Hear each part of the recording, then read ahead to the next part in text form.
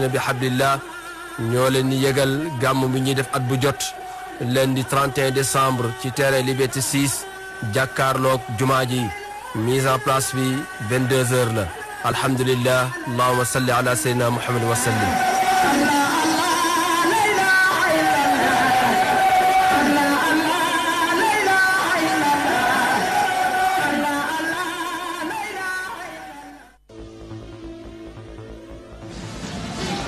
L'actualité sportive revient sur la DTV à travers votre émission Débrief. Tous les sports seront au rendez-vous. Le basketball, le football, le handball, l'athlétisme, les arts martiaux, bref, c'est tous les sports sur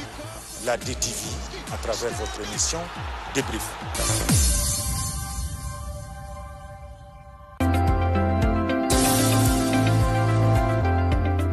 Réclamiez, et oui, elle est enfin de retour. L'émission éducative Sen Campus revient de plus belle avec une nouvelle saison de feu, agrémentée de nouvelles rubriques. Vous êtes institut, école de formation ou université, vous voulez faire la promotion de votre événement, n'hésitez pas à nous joindre. Alors, avec DTV, dans Sen Campus, l'enseignement supérieur et la formation professionnelle ont désormais leur émission.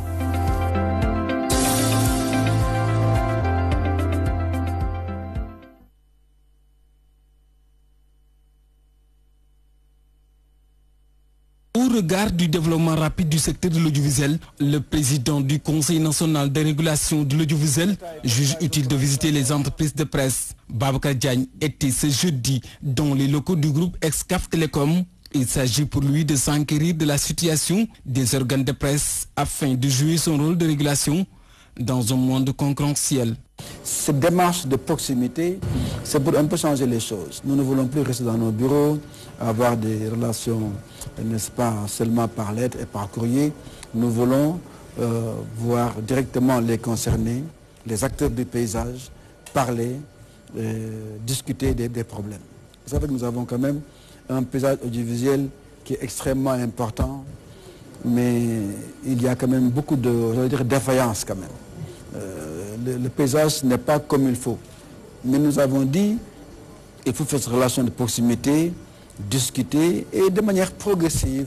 arriver à un paysage audiovisuel majeur. Ailleurs, c'est des paysages audiovisuels majeurs où tout est facile. Même les sondages qui posent ces problèmes n'en posent pas ailleurs. De la RDV à la TNT, en passant par la DTV, l'ancien directeur général de la RTS a fait le tour du groupe de feu Ibrahima Diagne d'Ibenbas. Babacar Diagne est séduit et impressionné par l'excellent travail abattu par le président directeur général et ses frères. C'est pourquoi, dit-il, l'État du Sénégal s'engage à accompagner ce projet. Et pour ne rien vous cacher, en tout cas, je sais l'engagement du chef de l'État. Lui-même, je l'ai dit à Sidi. Il m'a dit, Babacar, je vais soutenir le groupe Excaf. Parce que je sais ce qu'il porte sur les épaules. Je sais l'importance de ce projet. Je vais soutenir Excaf. C'est le président de la République qui me l'a dit. Et je le crois sans peine. Donc vraiment, je suis impressionné par ce que j'ai vu. C'est un projet majeur, aujourd'hui, qui est at the crossroads, comme on dit chez les Américains, à la croisée des chemins. Je pense qu'il y a quelques touches à faire, quelques réglages à faire au niveau de l'État, du gouvernement, mais dans la main avec le groupe Excaf, avec nous-mêmes en tant que régulateurs, avec la RTP, pour faire le dernier saut. La reconnaissance du talent récompense l'excellence. Un travail exceptionnel fait par un groupe qui est entré dans l'univers d'un cercle restreint des meilleurs parmi des grands. Le nouveau patron du CNRA invite le président du directeur général et ses frères à s'inspirer de leur père. La force de son poignet, quelqu'un qui était un homme impressionnant. Quel aspect que vous preniez par rapport à ça, au jugement qu'on peut faire sur un homme, Ben Bass était un homme impressionnant. Moi, je l'ai vu vraiment partir de zéro, arriver là où il était. C'est un homme impressionnant. Aujourd'hui, quand je vois ses enfants, tous, de Sidi à Jupiter, à tous les autres, chausser ses pieds et continuer les projets.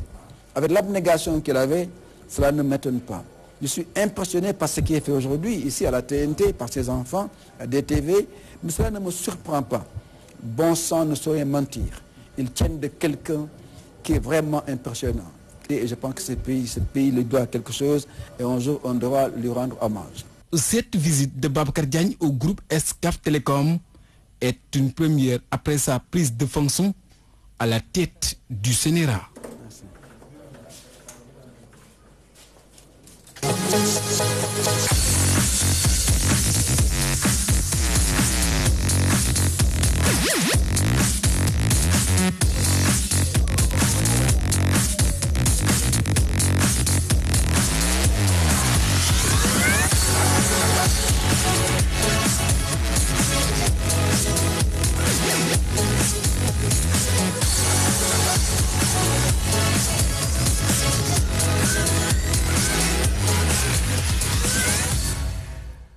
Bienvenue à toutes et à tous et ravi de vous retrouver dans Toi-même tu sais mu di rendez-vous bi nga xamante ne nii nu may bëgg di ko waxee saa su ne yéen a ko tànnal seen bopp mu di loo xam ni it également ñu ngi ci période de fête te bu ñu nee fête rek ñëpp ko bokk du ñu nangu rek ñu ne chrétiens yi rek ñoo am fête ñun ñëpp si la ñu bokk ni ko Mame Diarra di waxee et on en profite pour souhaiter de joyeuses fêtes à toute la population du ma si def benn distinction ndax encore une fois bu ñu nee la célébration de la naissance de Jésus de Nazareth ñëpp ko bokk Sénégal yëpp mais àddina yëpp ndax jot ngeen gis léegi ci plateau DTV ñu wane spectacle mais également ay fait yoo xam ni fële am na ca Vatican te njiitu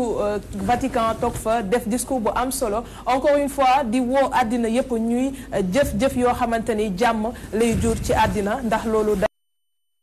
ñu amati it njiitu jàngu bi fii ci Sénégal mu di Monseigneur Benjamin Ndiaye moom it yëkkati na ay kàddu yu am solo jagleel ko ñi nekk ci langue politique bi mais également askan bi yëpp ndax dañu jëm ci ay élections et quand on parle d'élections nu ñu gisee ni tension bi mel jamono ji ci biir acteurs politiques yi day yoon bu amee kilifa ci réew mi mu woote waat ndax askanam daal di joxante loxo du ñàkkit dinañ dellu si waat si yeneen fee yu am solo ndax bu ñu waxee askan bi it am na yeneen loo xam ne yitteel nañu on avait dit depuis le début de l'année président Macky Sall daal ni année 2018 daf ko yëkkati def ko année sociale boobu gis nañ ñu ci front yu bëri nag dafa yëngu moo xam wàllu santé moo xam wàllu éducation moo xam wàllu justice donc am na ponc yu bëri yoo xamante ni fu ci ne sentir nañ fa ay yëngu-yëngu ku ne di wane boppam tey nag Pape Ousmane Cissé daal di tànn kenn ci koo xamante ne nag mënuñu koo romb bu ñu waxee jafe-jafe liggéeykat yi mu di monsieur le ministre Samba Sy jiite lépp luy liggéeykat organisation professionnelle di wax it ci dialogue social donc day am solo ñu woo seen kilifa ñooñu nga xam ñëpp ñu ngi yëngu ñu toog fii mën a waxtaanee ponk yooyu ne lañ xam ana fan la état bi toll ci digg yi mu jot a def jëmee ci këru liggéeykaay yi. Abi Sow dina ñëw ci wàllu actualité de l'internet nu ngi koy defee saa su ne tànnal nañu ñaari fait yu am solo yoo xamante ne dinañ ci ñëw si kanam tuuti Abdoulaye Ly dans sa rubrique high tech également l'actualité sur le numérique dinañ ko am mais également chronique bi nga xam ni tànnal nañu ko fii nii pour Toi-même tu sais. Nous allons parler également d'un événement boo xam ni l'association des jumeaux du Sénégal ñoo koy def ñu am fi nag ku tudd Aïdara ndax moom it ñëw na fii waxtaan nañu ci soirée de gala bi nga xam ni ñoom ñu ngi koy waajal du ma fàtte Hawa Ba li muy bañ tey damaa jaawal du ma ne Abi dama naan Abi ne Hawa Ba la koy bañ di dégg moom nekk OMG la ñu tànnal meilleur artiste du Sénégal bokk ci de distinction boo xam ni am na ko encore une fois ñuy rafetu le fait que mu nekk fii ci plateau bi dina ñëw ci kanam tuuti mosal ñu ci li nga xam ne mooy mëninam li nga xam ni dina koy faral di def Père Sala Bigué mu ngi fi également ak ñun ci plateau bi Alaaji Sala Bigué nag moom nu muy defee rek saa su ne borom avis du jour borom conseil yu baax yi borom ki nga xamante ne saa su nekk bu ñu déraper rek mu tegaat ñu ci yoon ndax day am solo maa ngi fi ak koo xam ne sant bi neexul ndeysaan Michel Diène la tudd moom it ci suñuy invité tey la bokk mooy invité religieux ndax bu ñu waxee Noël rek dañuy am solo ñu woo koo xamante ne mën nañ ci jox ay tegtal yu ñu mën a leer man na li ma metti mooy Mansour Sall daa bàyyi ba ma def sama musóor mu indil ma bonnet bi ndax mënoon na ma kaa teel a jox ma def maman Noël bu baax et sur le plateau j'ai des pères et maman Noël ndax côté bii lañ nekk xam naa côté bii mooy les enfants qui attendent leur cadeau waaw monsieur le ministre nag mu baal ma ci la bokk ndax côté bii la nekkee sànq maa ngi wax joxe leen bonnet yi balaa may commencer ndax bu ma commencer te boo toj te loolu laay bañ donc les enfants pour xaar seen cadeau ñu ngi fii père Noël yeeg maman Noël yaa ngi côté bii nii du ma ci boole Eza Aïdara ndax moom it nee na col bi day bañ mu tàng moo tax bugg see teg bonnet bi xam naa dina ñëw si kanam tuuti si moom noonu la ñuy def ñu déglu message de Noël bi nga xamante ne Monseigneur Benjamin Ndiaye di archevêque de Dakar def na ko ñu war ko teewlu rek léegi dellusiwaat si plateau bi daal di waxtaan ak suñu invité. Nous approchons du 24 février 2019 qui verra notre cher pays, le Sénégal, vivre à nouveau une élection présidentielle. Il est normal qu'un tel événement suscite la noble ambition de servir notre nation. Il est normal qu'à cette occasion, des militants se mobilisent en faveur de leurs candidats. Il doit être aussi normal pour nous tous de nous comporter en vrais citoyens responsables et exemplaires dans nos prises de parole comme dans nos faits et gestes. Il doit être normal que les jeunes générations puissent s'appuyer sur les valeurs citoyennes incarnées par leurs aînés. Donnons-nous donc ensemble les moyens de vivre une élection juste, transparente et démocratique. Une élection sans contestation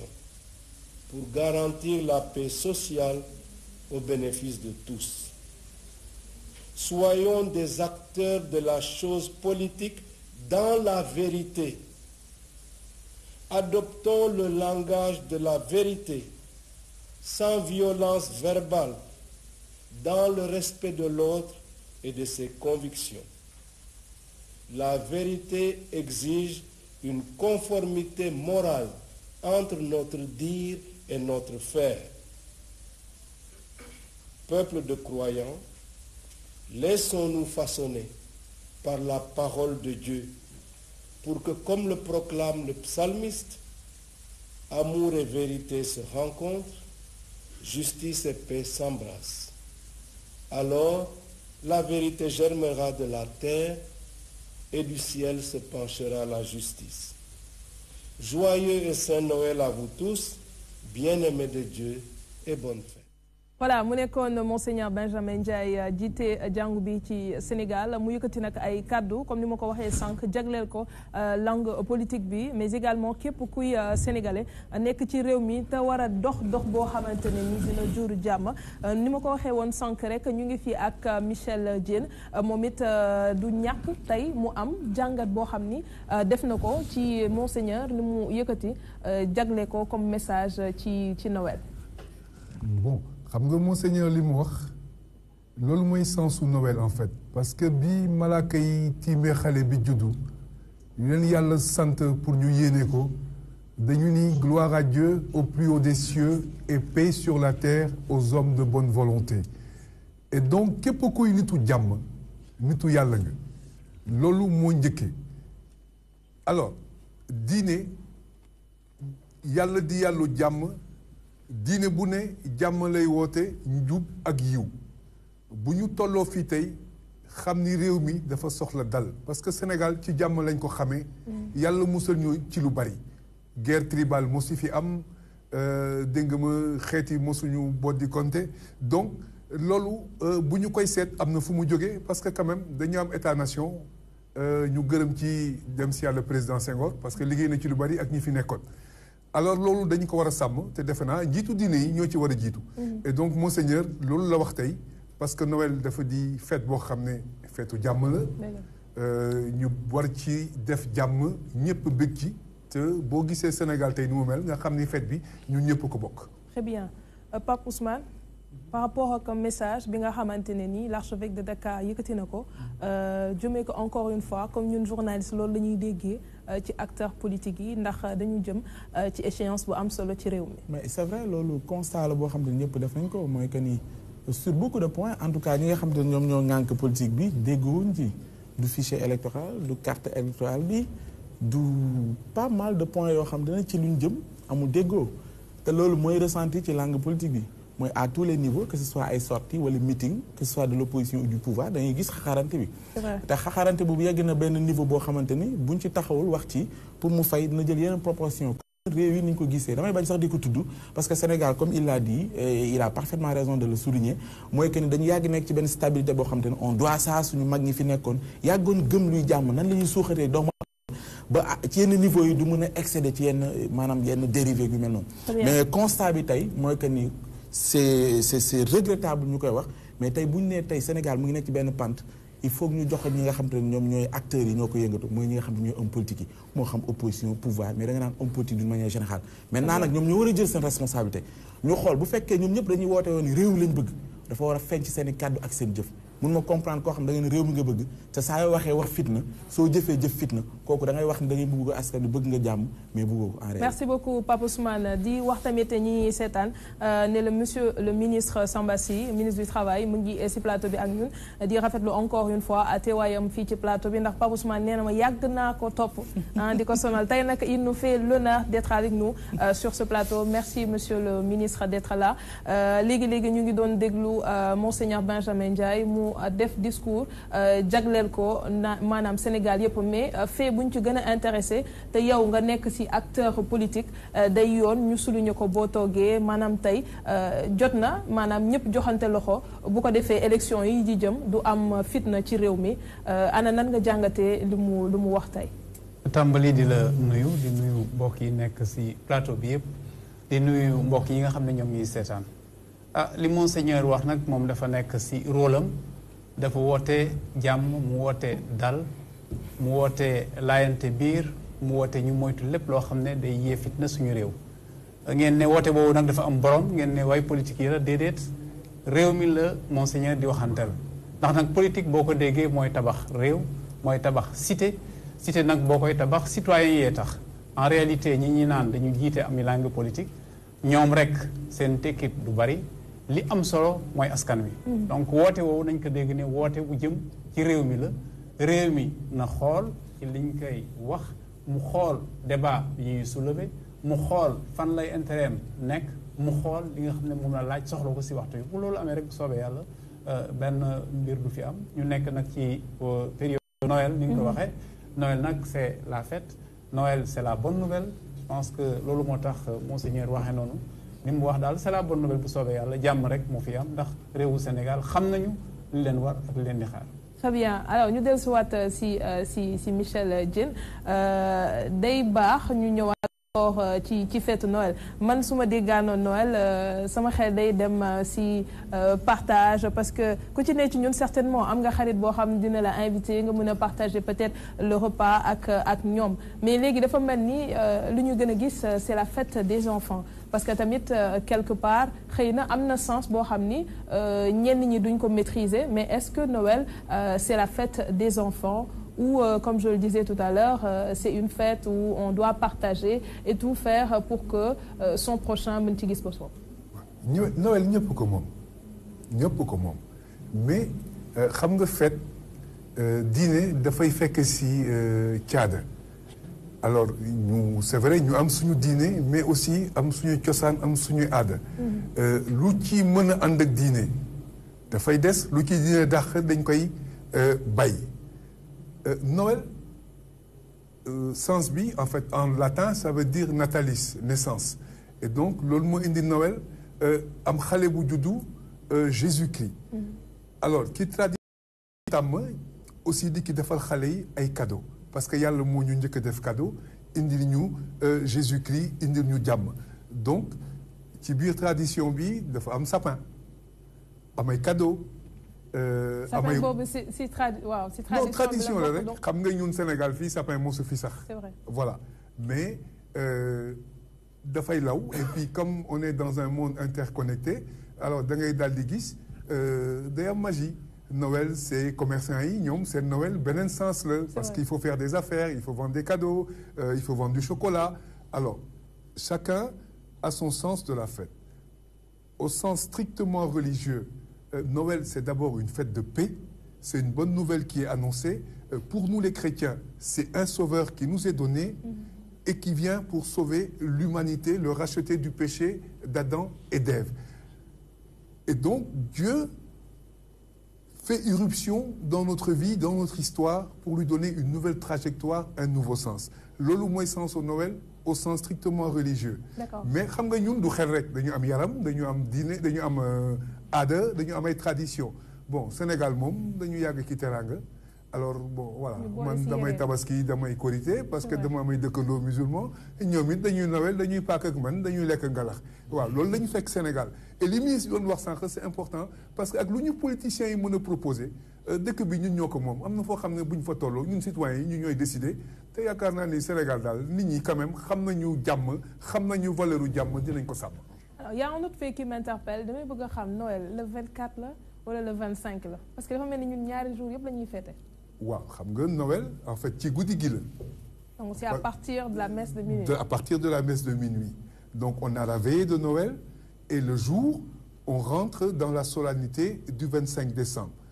parce que xam nga booy seet ñun par exemple dans la Bible Dieu créa la lune et le soleil il y eut un soir il y eut un matin ce fut le premier jour donc bis bi diggante takkusaan ak timis ci la bis bi tàmbale bibliquement alors moo tax voilà day nekk dans la journée également am na yeneen i activités yoo xamante waaw tey y a la veillée de Noël avec la crèche vivante et tout alors bu ñu fa jógee après bon c'est le réveillon ça c'est purement familial cadeau yi ki sapin beeg affaire yooyu xale yi bëgg bu ñu yeewoo dañuy dem messe en fait le jour même le 25 décembre ci la ñuy célébrer Noël. Voilà. merci Père Sala ma ñëw si yow souligner na encore une fois loo xam ni saa su nekk je pense que suñu acteurs yi nekk si langue politique bi dañ koy rafetlu mooy ne relation yi am si diggante jullit yi ak chrétiens yi dañ koy gën a rataxal moo xam lu muy gën a feeñ rek ci période fête yi la. xam nga dafa am sa benn baat bu ñuy wax muy dialogue islamo-chrétien man baat boobu dama koy dàq toujours cohabitation la. dialogue mooy ñaar ñu am problème yooyu dialogué di kii mais ñun dëkkin bu rafet lañ mu sa dëkk kon donc cohabitation la musulman et chrétien benn lañu da ngay dugg ci kër fekk fa ay ñu bekk benn famille ñi nekk ay musulman ñi nekk ay chrétien te boo dee xool ci ñëw yonent yàlla Seydina Muhammad sallallahu alayhi wa sallam yonent yàlla Isa déclaré na ko dañuy nangul yonent yëpp la ñuy nangul ñëpp ndaw yi suñu borom lañ kon donc lu baax li ñu bokk muy jëmukaay bi muy ci suñu borom ñoo ko bokk te ku ne xam na ni moom kenn créewul sa bopp yàlla moo créé ñëpp pàcc lañ ci kaw suuf.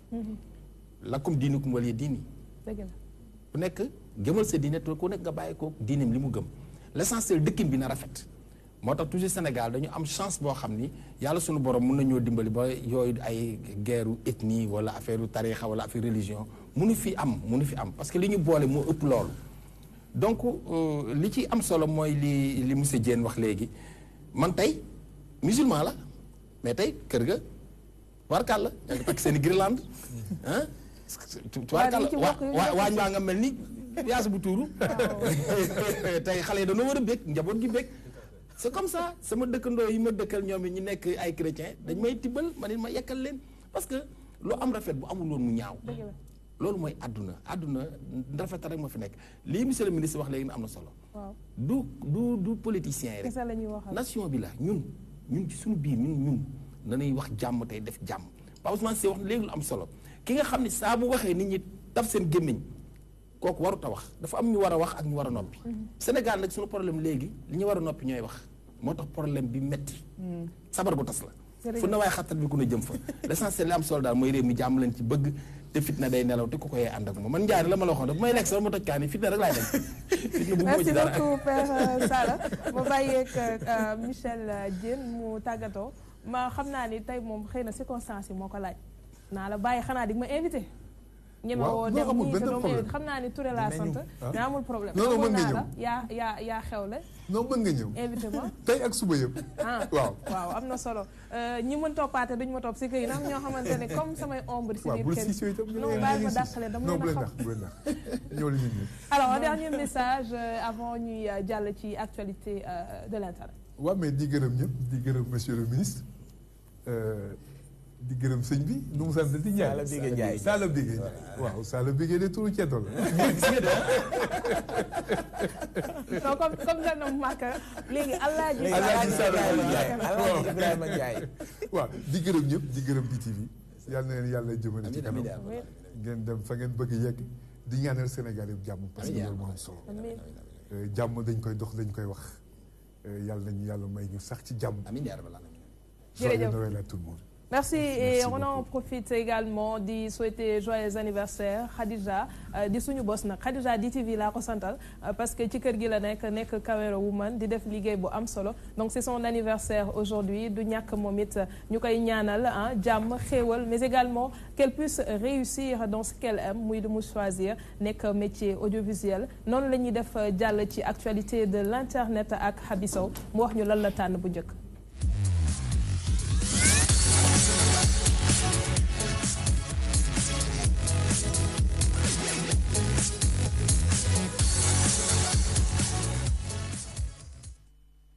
Alors, sur Dakar Matin, chamboulement au service des mines, plusieurs responsables virés.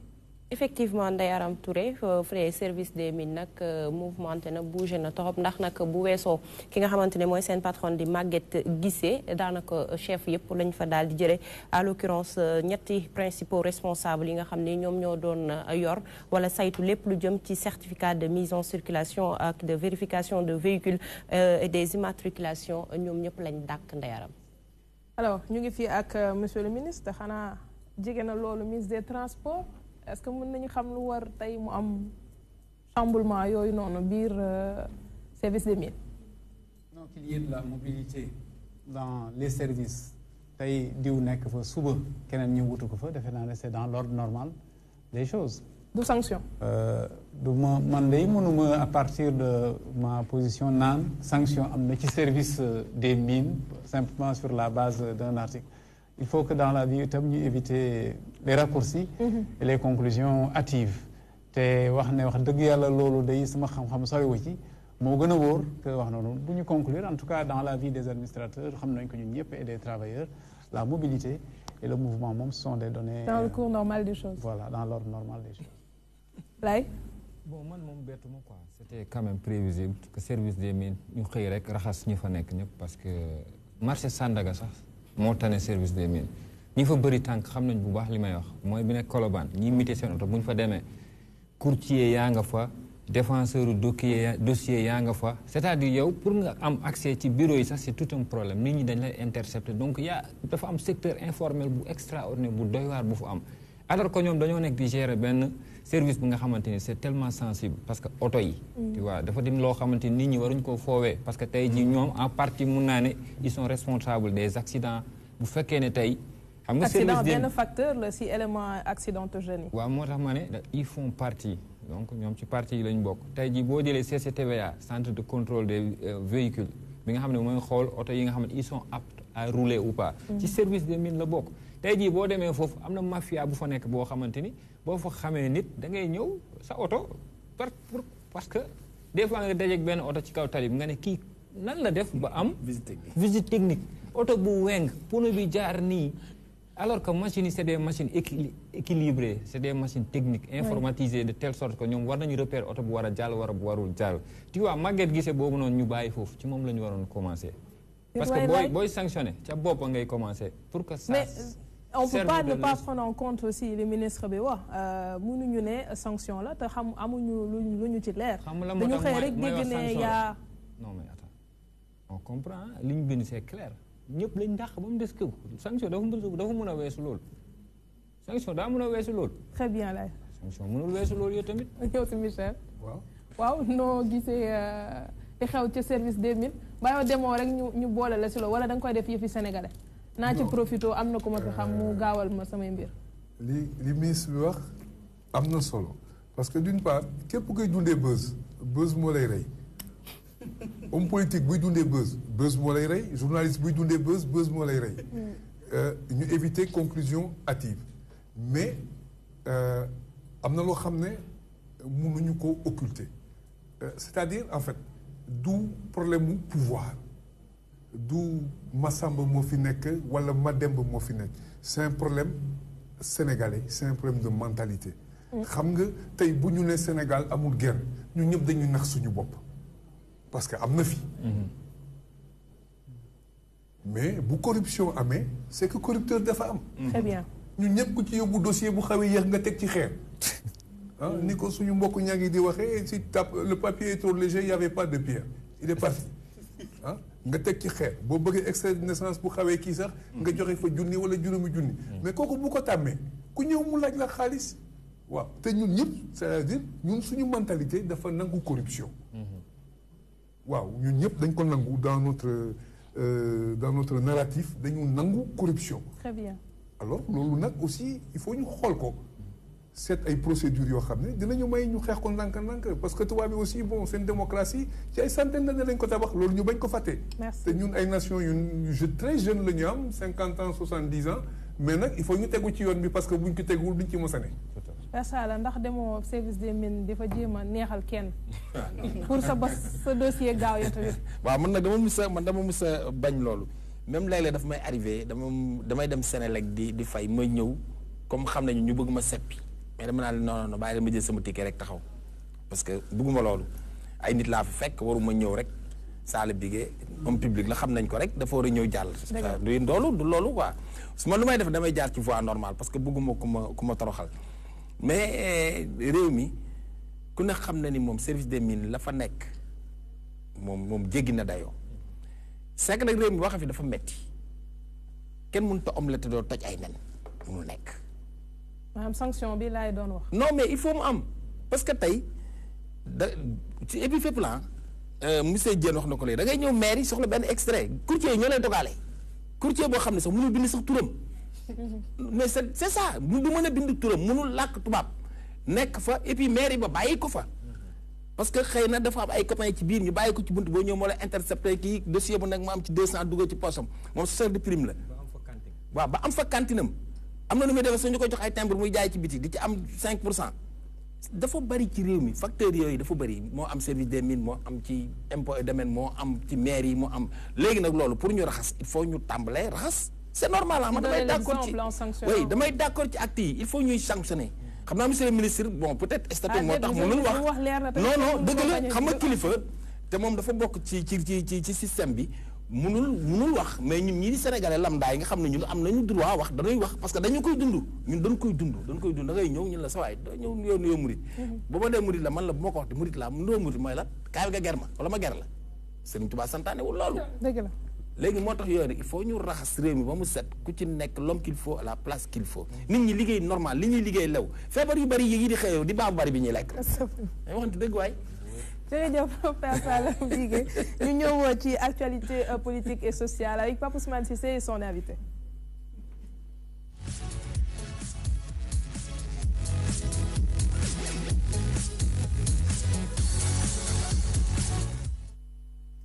En 2018, entre désaccords, dialogue de sourds, le front social en ébullition.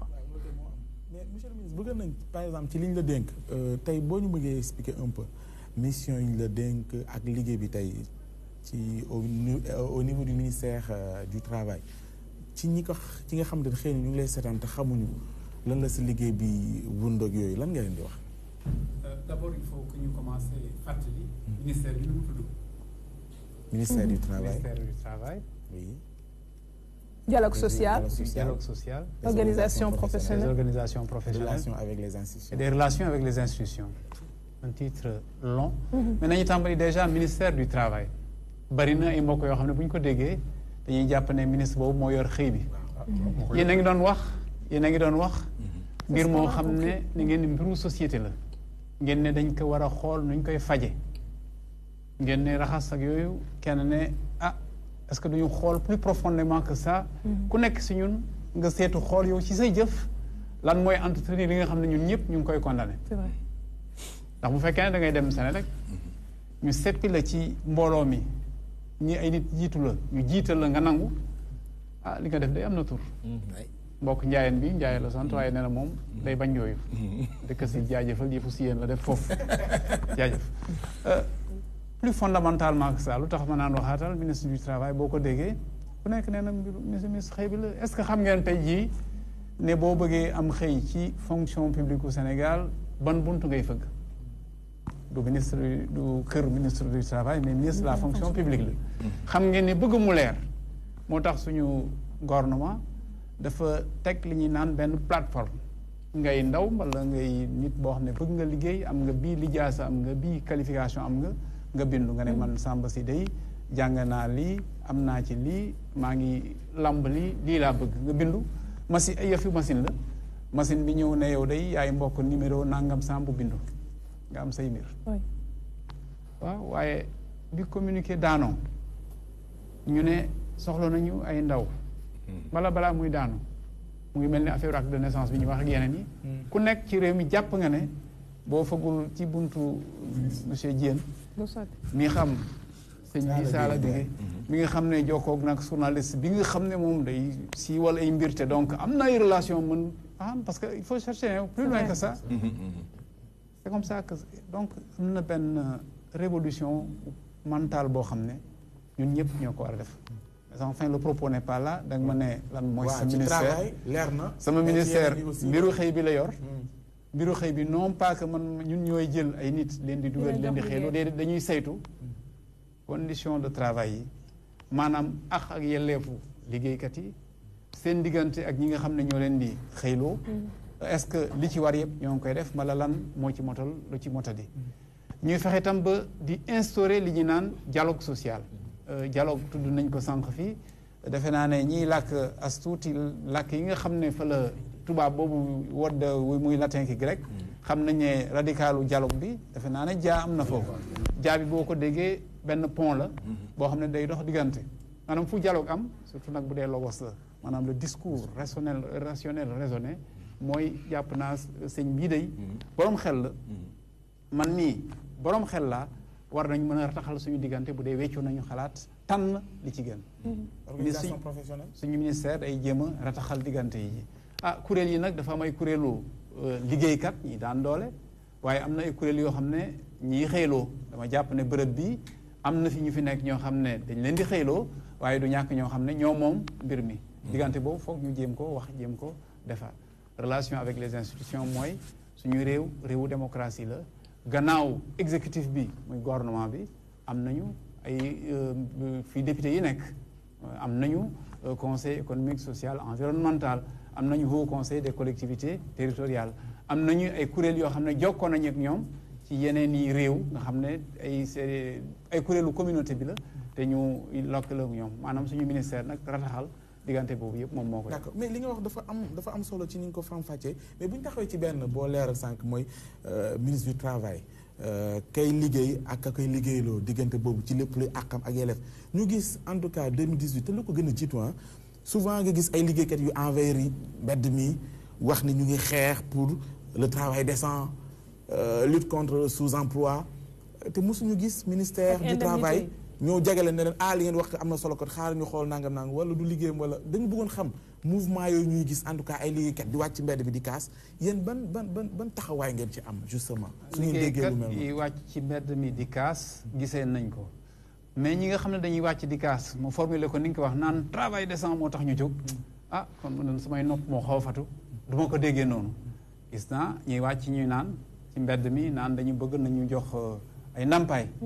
wax yeeyoo nañ koy nampaay yu bees mbala nampaay yi ñu jot tuuti na loolu dégg naa ko mbala am na lu ñu waroon a jotaguñ ko loolu de déggees naa ko bu baax a baax la le 1er mai bi passé organisation syndicale bi moo di gër a jiite si pancarte yi da nga koy gis ñu ne léegi waaw exactement pour un travail décent boo ne moo gën a fës si seeni revendication boo ko waxee noonu kàddu gi mënees nañu ko dégg amélioration des conditions de travail bu ma ko laajee man mii di xëykat bëgg naa kon sama payeur mu yokk bëgg naa sama environnement de travail maanaam fi may liggéeyee mu gën a mel ni mu war a mel bëgg naa bu fekkee ne dara war na ma mën a jot foofu ci wàllu lu may gàllankoor mu baax ñu gaaw ma jël en charge pour sama paj bëgg naa tam ndax temps bi day dem ñu ngi nii vers la fin de l'année ñu ngi ci Noël tey jii di félicité mbokk yëpp di leen di ñaanal joyeux Noël waaye li des ci at bi bareetul te nag wax dëgg yàlla seconde ak minute bu jàll rek da ngay naan compteur baa ngi yokk ci kaw mu ngi xaw a wàññeeku tam mais bëgguma dramatiser ce que je veux dire c'est que da ngay jëm kanam di màgg doole en fait day wàññeeku donc kii liggéey day à la retraité protection sociale dafa war a taxaw rek monsieur le ministre ba léegi yaa ngi ci kaw c'est-à-dire yaa ngi mel ni comme si da nga nekk ci amphithéâtre dañu expliqué mais c'est-à-dire man fee bi laa bëgg nga laal ko wax ñu concrètement boo déggee lu mel noonu lay def par exemple yaa ngi wax que ni kuy retraité war na mën a kii am loolu expliquer un peu ci ginnaaw que ni taxawaay yeeg maanaam idéal la ñuy souhaité di ko gis mais loolu dafa uute ak li am mooy réalité bi mooy tey ci bërëbu liggéeykaay yëpp liggéeykat yu bëri dañuy ñaxtu que ni soit seen payoor bu fekkee dafa néew fii maanaam nga liggéey ci benn boîte 5 ans def fa 10 ans ni nga waroon yokkoo ci grade ak ci carrière souvent du am c'est-à-dire bëgg naa xam tamit taxawaay boobu noonu lan la on a comme l'impression que ni vous n'existez pas trop su fekkee yenn waaw jafe-jafe am na ak exactement c'est-à-dire on vous entend pas trop c'est comme si vous n'existez pas seen ministère en tout cas ci préoccupation yenn liggéeykat yi saa yu ñu ko fësalee. J'apprécie c'est comme si parce que ça vous permet d'avoir une position de repli et c'est bien et c'est prudent. li ma doon wax ce n'était pas éthéré maanaam nekkuma woon ci simi li ma la doon wax c'est le concret laa la doon laalal est-ce que yëg nga waaw bala déet ne payooru Sénégal gi gën a néew ñu naan que salaire minimum interprofessionnel garanti que mu ëpp na 20 at ci gannaaw kenn laalu ko est-ce que yëg nga ne bougé na de manière fondamentale am déet maa ngi la doon wax mbiru retraité nga ne loolu amphithéâtre est-ce que yëg nga ne amoon na ay mbokk yu retraité ci réew mi nga xam ne bu ñu demee di fayeeku ji seeni pension bu ñu amee junni ak lu topp wala ñaari junni fa la yem est-ce que yëg nga ko est-ce que yëg nga ne suñu réew jàpp na ne léegi ki gën a néewle juróom-ñaari junni au moins nañ la ko jox ragal naa ne ku mën a dem classe ji ci guddi Noël bi un repas de 35 000 francs bu ñu la nee gars yi léegi ki gën a tuuti di nga am 35 000 da ngay naan c'est rien c'est fondamental pour une bonne partie des retraités sénégalais ma ne loolu du tuuti est-ce que yëg nga ne nguur gi fi mu nekk nii depuis d'ailleurs bi mu ñëw toog rek ne dafa fexe ba mu gelé prix denrées des premières nécessités mu fexe ba fiscalité salaire yi mu wàññi ko lu baax a baax ba li mu ci wàññi njaayeen bu ci gën a néewle di nga ci mën a jënd saaku ceeb ce sont des faits concrets maintenant ñun suñu liggéey en tant que ministère du travail suñu inspecteurs yi di ko dox suñu contrôleurs yi di ko dox du jël micro yi ak plateau télé yi di ñëw di wax ne lii lañ def lii lañ def mais ñi ko yëkkati nag ñi jël micro yi ak wax est-ce que mën naa eggale ñooñu suñu rôle mooy egg ci entreprise yi saytu li fa am jéem a fexe ba promotion travail décent bi ngeen doon wax muy am ñu ngi koy def. est-ce que mën na ci am ay cas. je veux dire que boo jëlee le nombre de contrôle boo jëlee le nombre de contrôle des entreprises par exemple d'année en année di nga gis ne inspecteurs yi contrôleurs yi fi ñu doon defee par exemple ren pareeguñu parce que mois de décembre bi duggagul mais déjà à cette partie de l'année dépassé nañu taux bi ñu amoon daaw je veux dire par exemple bu fekkoon ne defoon nañu 3000 contrôles ci entreprise ak yooyu fi mu nekk nii ñu ngi ci ay booru 4000. mën nañu jàpp chiffre boobu 3000. dama lay jox misaal ci wàllu woowu rek. ñaareel bi mooy suñu rôle comme rôle dialogue la ñaare diw buy xëy ak diw bi koy liggéeyee ñu nekk ci diggante bu xaw a metti ñu ñëw suñu rôle mooy lan. fexe ba jéem a rataxal diggante bi fexe ba. gaa yi jéem a déggoo ci loolu gouvernement ak syndicat yi ensuite dernière chose convention yi wax dëgg yàlla am na ci y compris d'ailleurs dans votre domaine ça au moins loolu xanaa nag loolu moom dañ koy xaw a kii nii rek mais après et c'est fondamental c'est pas rien qu'on ait des normes qu'on s'accorde sur des règles que ñu xam li ñu war a def xam nga lu muy maye mooy kii wut ne lii am naa ci droit kiy joxe xam ne lii war na ko. monsieur le ministre da nga wax dialogue social dafa am solo rôle bi nga xamante ne say agent ñu ngi sur le terrain di ko def mais dafa am lu Pape souligné te boobu dégguma nga wax si mu di accord yi nga xamante ne ni dañ koy faral di wax ndax état mën na nekk employeur aussi. jàkkaarloo ki nga xamante ne ni moom mooy employeur mu am lu mu waxante ak moom et récemment on a eu maître Touré. Du Sud-Just bu mu ñëwee def ne quand il a vu le ministre de la justice lu mu ko wax mooy jamono jii ñu toll at bi mi ngi waaj a jeex te li ñu bëgg ñoom ñu saafara leen mënul nekk instant bi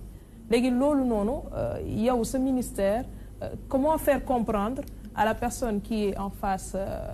de moi par exemple que tey jii lii mënuñu la kaa jox waaye mën nga jàppaat ci liggéey bi ba diir tel ñu mën la ko saafaral. waaw d'abord la notion d'accord accord mooy li ñu déggoo. souvent dañuy naan accord mais boo dégloo wax ji ki naan accord day naan maa ngi laaj lii maanaam da ngay teg dara ci accord bi ne accord au fond bari na par exemple ci waxtu wi ñu toll ñi nga xam ne ñu ngi ci mbedd mi ngay wax li ñuy yóotu mooy nañ ne régime indemnitaire bi maanaam seen payoor jàpp nañ ne ñoom li ñu leen di jox dafa néew mérite nañ la ko ëpp dama bëgg ñu génneel ma fenn foo xam ne signé nañu ak ñenn ñi nga xam ne ñu ngi wax loolu ne benn accord comme quoi que dañ la ko yokkal ci décembre bi ñu toll léegi nag li mbokk moom mu wax muy ministre de la justice ma déggee kàddu yi nga tollanti mooy il faut quand même xam nga dañuy naan si wolof gët c'est le pluriel de bët du yenu waaye xam na lu bopp attan effectivement ñu ngi toll si décembre finissant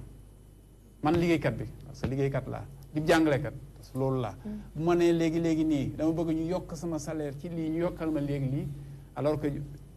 ngi nii budget bu bees woote nañ ko mu ngi dund 1 2 ñu ngi jëm ci période électorale fa ngeen ubbeeg yooyu est-ce que loolu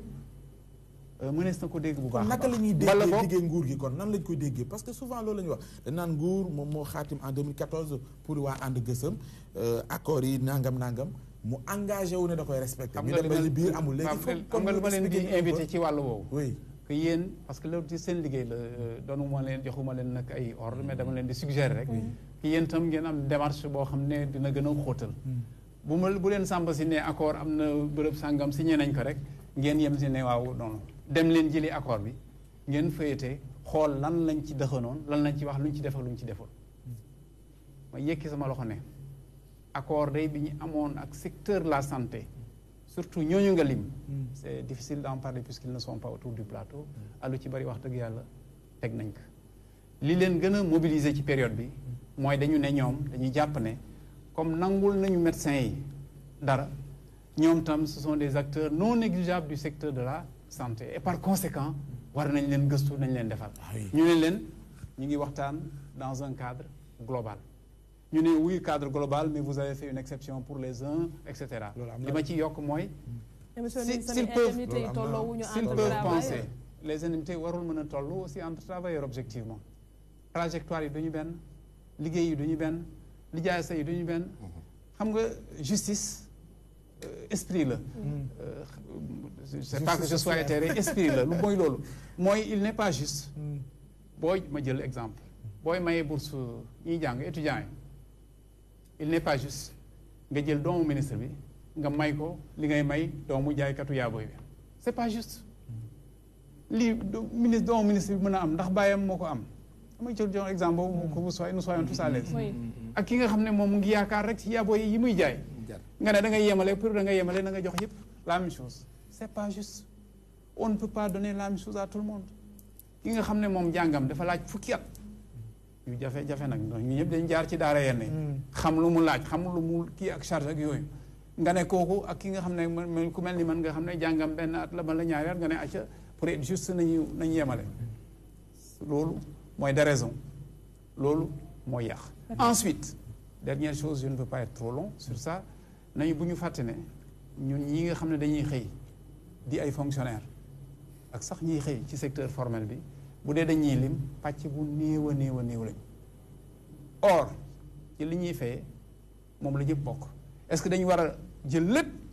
jox ko rek benn pàcc ci suñu société wala dañu fexe war a fexe ba ku nekk di doomu réew mi nga xaw a gis sa bopp ci li ñëpp bokk ce sont des questions fondamentales de société que nous devons nous poser et si nous les posons comme il faut nous trouvons la posture la plus intelligente. monsieur le ministre man ci problème stage yi laay ñëwaat ndax da ngay gis entreprise yoo xam ne mën na nekk privé mën na nekk public mais employeurs yi dañuy exagérer des fois ci la façon dont du ñuy liggéeyloo seen ay stagiaires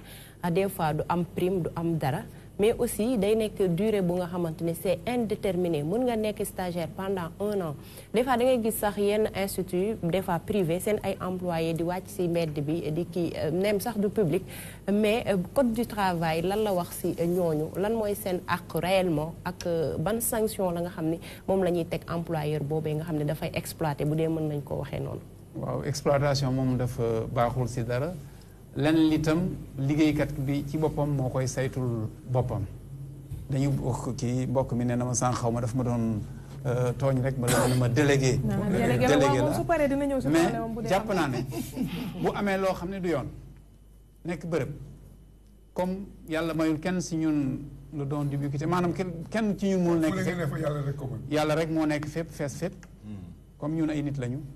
d'abord liggéeykat yi suñu réew may na leen suñu droit wu réew législation may leen ñu kuréelu mooy ñu organiser wu bu ñu organiser wu war nañu am ay ndaw yoo xam ne ñoo leen di waxal li jaaduwul des koy jàmbat lu jaaduwul dañ koy teg ci table bi bu ñu ko tegee ci table bi nekk seen yoon je vous garantis que leen yoon may dañ leen koy jox. Quel est le problème que nous rencontrons très souvent c'est que dañuy naan du yoon dama koy dund waaye nag naa waaf ndax sa këm a gën këm. ñu làkk wolof yoo xam ne man sax damay jéem ak sama si nii dama li may jéem a wax rek mooy ne suñu réew ñun ñëpp ñoo ko mën a defarandoo li dul yoon du yoon waaye nag da nga koy ñemee kii ko mais nag bu fekkee ne jàpp nga ne kii daf may xëyloo mu ngi may teg lu jaaduwul waaye naa ko tegoo rek bu dul loolu du ma fi nekk effectivement dina xaw a jafe bu fekkee ne ñi ko war a yëg seen bopp yëg bi sax yëguñ ko dina xaw a doy waar bu fekkee ne ñi ko war a sàmm seen bopp doxee wuñ ni ñu war a doxee dina doy waar. mais bëgg naa xam aussi seen service en tout cas ñi ngeen di liggéeyloo moo xam inspecteurs yeeg yu mel noonu suñu defee constat ba pare appréciation soit ci entreprise yi nga xam dañuy tëj gis nañ ci en tout cas nguuru président Macky Sall depuis 2012 ak léegi am na entreprise yoo xamante ne pratiquement ñuy wax nu ñuy fayee ña fa newoon bëgguma citer mais ay MTOA la ak yenn entreprise yoo xam tey tëj nañ te da ngay gis ñooñu ba léegi ñuy wax ni nguur gi am na lu mu leen deseel ba léegi jotuñu c'est-à-dire bëgg naa xam aussi comment vous travaillez pour que au moins ngeen di def de telle sorte que ni ngeen di gën a jege ñi nga xamante ne ñoom ngeen di wax ni ñoom moo tax ngeen exister mooy liggéeykat yi souvent dafa mel ni côté boobu. ñaari pàcc duñ yëpp koy gis waaw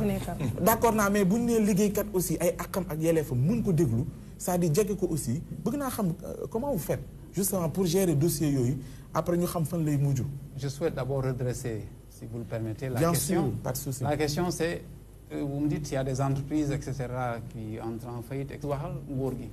maanaam sama mbokk njaayeen bi. moom moo dem tey ndax feet la rek. lépp lu duuna pour njaayeen yu ndaw yi nekk nga feetlu. léegi nag ñu ñëw fëgg bureau maanaam siyeen bi. ne ko yaa war a fay. foofu am na problème. rôle état bi mooy fexe ba li war ku nekk ñu jox ko ñu ngi ci jéem a dox du lu yomb. loolu mooy suñu rôle. Maintenant, l'État, en lui-même, en tant qu'employeur, fait tout pour mettre chacun dans son bon droit. Nenga ma ci nguuru président de la République Macky Sall am nay entreprise yu tëj ay ma bëggoon tam nga tudd nu baax a baax ne am na yu ubbi am na yoo xam ne dañ leen a may ñu nokki ñu yekki leen ñu ay secteurs yu vitaux ci réew yi. am na ñu fa ne mais comme ni am na ñu daanu te ñu ngi woote wu yaay yooyu moo tax mu bëgg privilégié ñoonu xanaa di ma nangu. waaw bu parce que tam message yi nga xam ne moom la ñuy véhiculer am nañu importance mooy est-ce que message surtout en cette veille de Noël message bu xaw a de désespoir d'affaissement la ñu war a véhiculer wala un message qui est dans la consonance de Noël boo ma mayee ma wax la lan may man décembre si et je vous jure c'est pas peu pour moi de le dire ici que waxuma ko pour wax fii suñu réew xar kanamam mu ngi soppeeku fi mu nekk nii paradigme mu réew mi mu ngi soppeeku. Il est difficile de sentir loolu li nga wax. Oui, on peut ne pas le sentir quand on ne flaire pas très bien.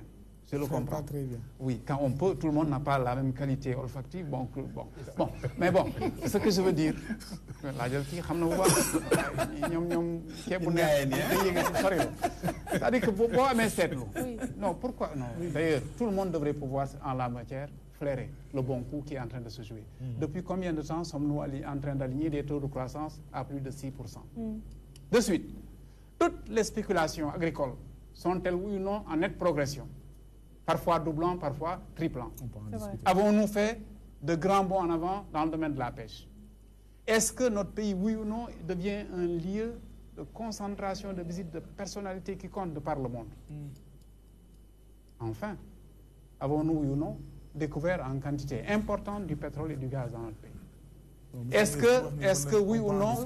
est-ce que non pas c'est pas ça, ça vient s'ajouter à, est-ce que, je termine par ça, il vous est arrivé comme je l'ai fait avant-hier de revenir nuitamment et de passer simplement par Diamniadio de nuit?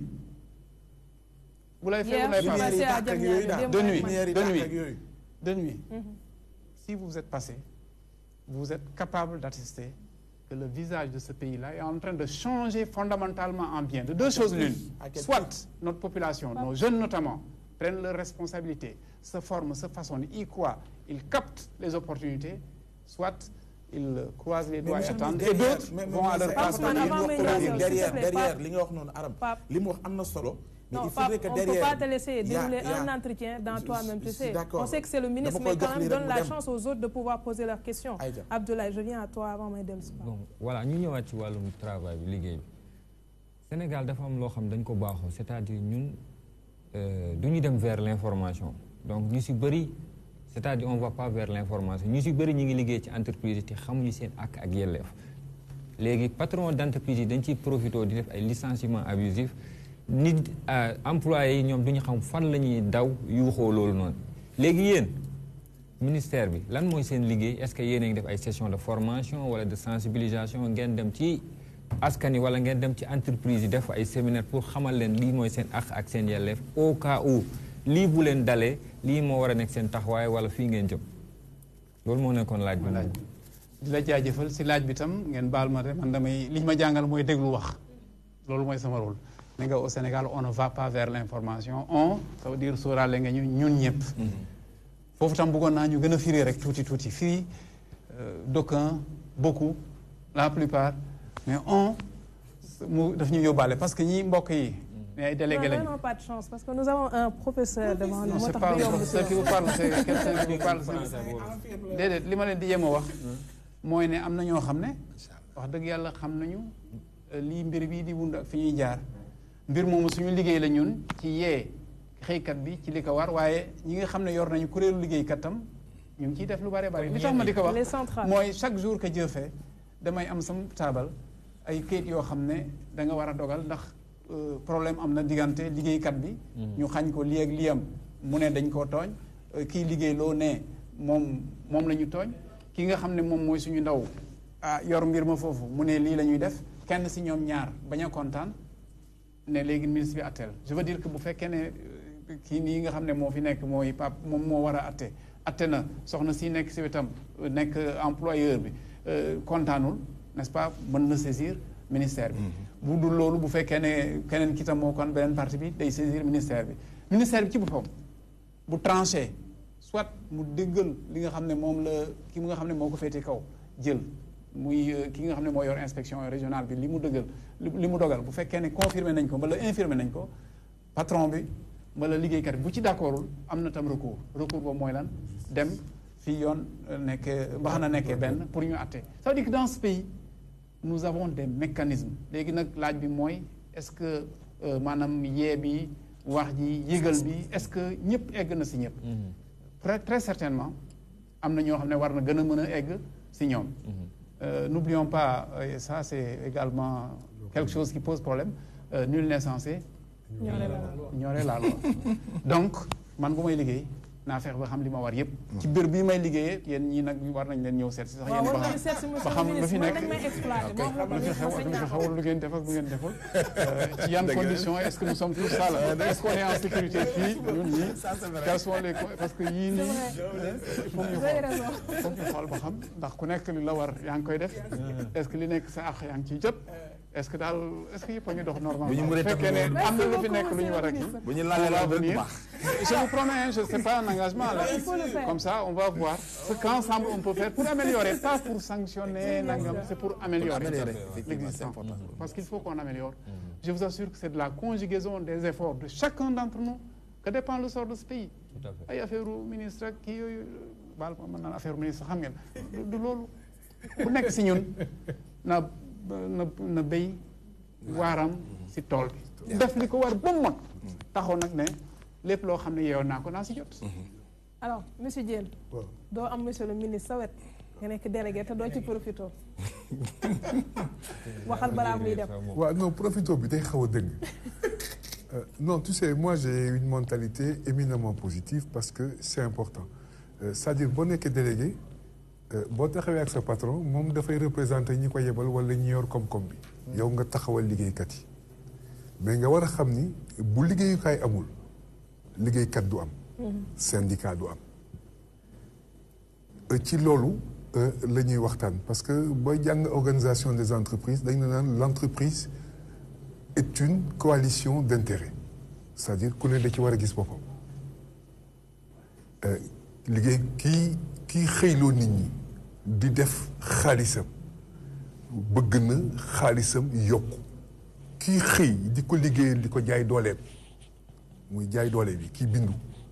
moom bëgg na bu koom-koomu kër gi yokkoo payooram yokku ce qui est tout à fait légitime et ci loolu la ñuy waxtaan di négocier dina sa ko nocci léeg-léeg nga roppat fii léeg-léeg nga roppat fa parce que loolu moo fi am parce que peut-être tey dañuy toll ci ay conditions yoo xam ne melu ñu réew yu bëri koom-koom tey boo demee tugal par exemple mën nga joteeg waa ji nga dem prud'homme condamné patron bi ñu fay la xaalis bu lu jeex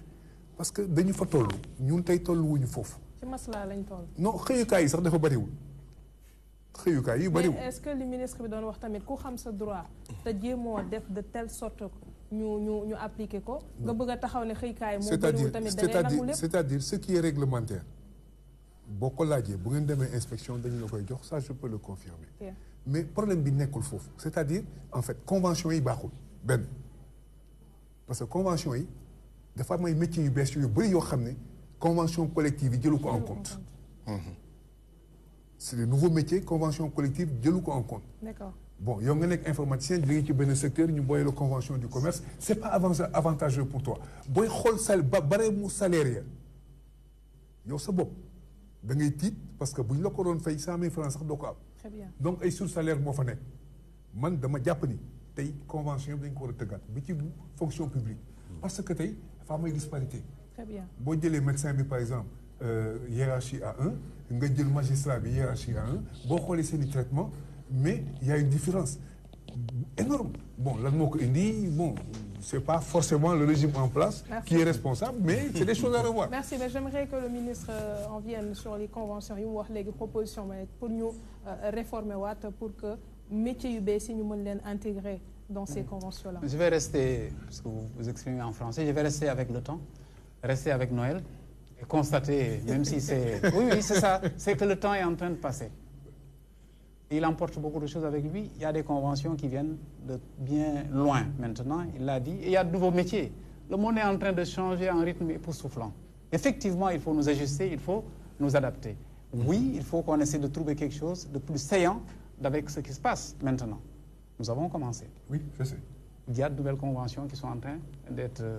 prises parce que c'est un travail collectif. Ce sont les travailleurs, ce sont les employeurs, aussi bien ceux du patronat que de l'État, qui se retrouvent, qui discutent pour trouver les commandes. ñu ngi ciy liggéey dafa laaj rek da ngay joyanti di gën a jekk-jekkal ñu ngi ci mais li mu wax vraiment lu am la et puis day gën a am parce que addina bi dafay gën a beesaat bés bu nekk. dëgg la ñi xaw a mag tuuti si jotaay bi defe naa ne dañu réaliser suffisamment combien notre monde a bougé et changé. Je prends votre studio simplement ndax yàlla daf ñu boole ci ñoo xam ne yàgg nañ leen a prier ci waxtaan yu mel ni naka soppaleku yéen ñii macha allah am ngeen wërsëg bu rëy a rëy ndax jumtukaay yu bees yi nga xam ne yéen a ngi koy jëriñoo. pour l'instant boo ñëwoon studio sa waay day xaw a doy waar pour nga am dictaphone bu la gars yi dooroon non waxuma loolu buñ la dooroon seen spotlight yooyu ba nga commencé tuuru nii boo ñibbee say bët wànnen etc. entre autres vous avez des choses qui vous permettent de saisir ce qui se dit etc. am ngeen lu bëree bëri addina bi ba soppaleku et puis ay mutation yu rapide yu gaaw suñu wërsëg mooy lan mooy ci addina boobu la ñuy dund te tey jii li ñu gars yi raw nous avons la chance de pouvoir faire des des raccourcis. Voilà, c'est des raccourcis. Merci. Mais nag c'est un travail collectif. bu fekkee ne dañuy corosé di xaar ñi ci des rek ku nekk nan nañ ma defal du sotti bu ñu futteeku ñun ñëpp à commencer par les décideurs délégués de personnel les hommes de médias etc. ñëpp donner le bon ton je vous assure qu'on va merci monsieur le ministre dinaa ñëw Père Sala si yow mais ñu ngi ak président Mbaye Sène mu nekk fële ca Paris et war nañu def actualité sportive ndax day yoon ñu ñëwaat également ci fait yi nga xamante ne ni moo gën a am solo ci week-end bi ñu jógee mais également semaine bi nga xamante ni ñu ngi siy dugg ci wàllu tàggat yaram président Mbaye maa ngi lay nuyu xam naa monsieur le ministre dina ne moo tax ma lay woowee président Mbaye. Aram maa ngi lay fay di nuyu aussi ñi nga xamante ne ñoom nga bàyyi foofu. D'accord dañuy commencer ak basketball 3 mois après la FSB donne le titre de champion à l'AS Douanes. Effectivement, la Fédération sénégalaise de basketball a décidé finalement jox li nga xamante ni moom mooy victoire bi équipe bi nga xamante ne mooy Douane. C'était face au Dakar Université Club. Mais n'empêche, la Douane jox nañ ko amende 1,5 million, ñu dóor ko amende de 1 million. On se rappelle de cette finale qui avait émaillé énormément de problèmes indi fa violence nga xamante ne mooy Sadio Marius Ndiaye. yaakaar naa ni Fédération sénégalaise de football de basket autant pour moi dirigée par maître Babacar Ndiaye tiré nañ ci ay leçons ba li nga xamante ne amoon na dootul amati. Ci wàllu football LDC Zone Afrique et Coupe CAF Jaraaf et Génération Foot éliminés.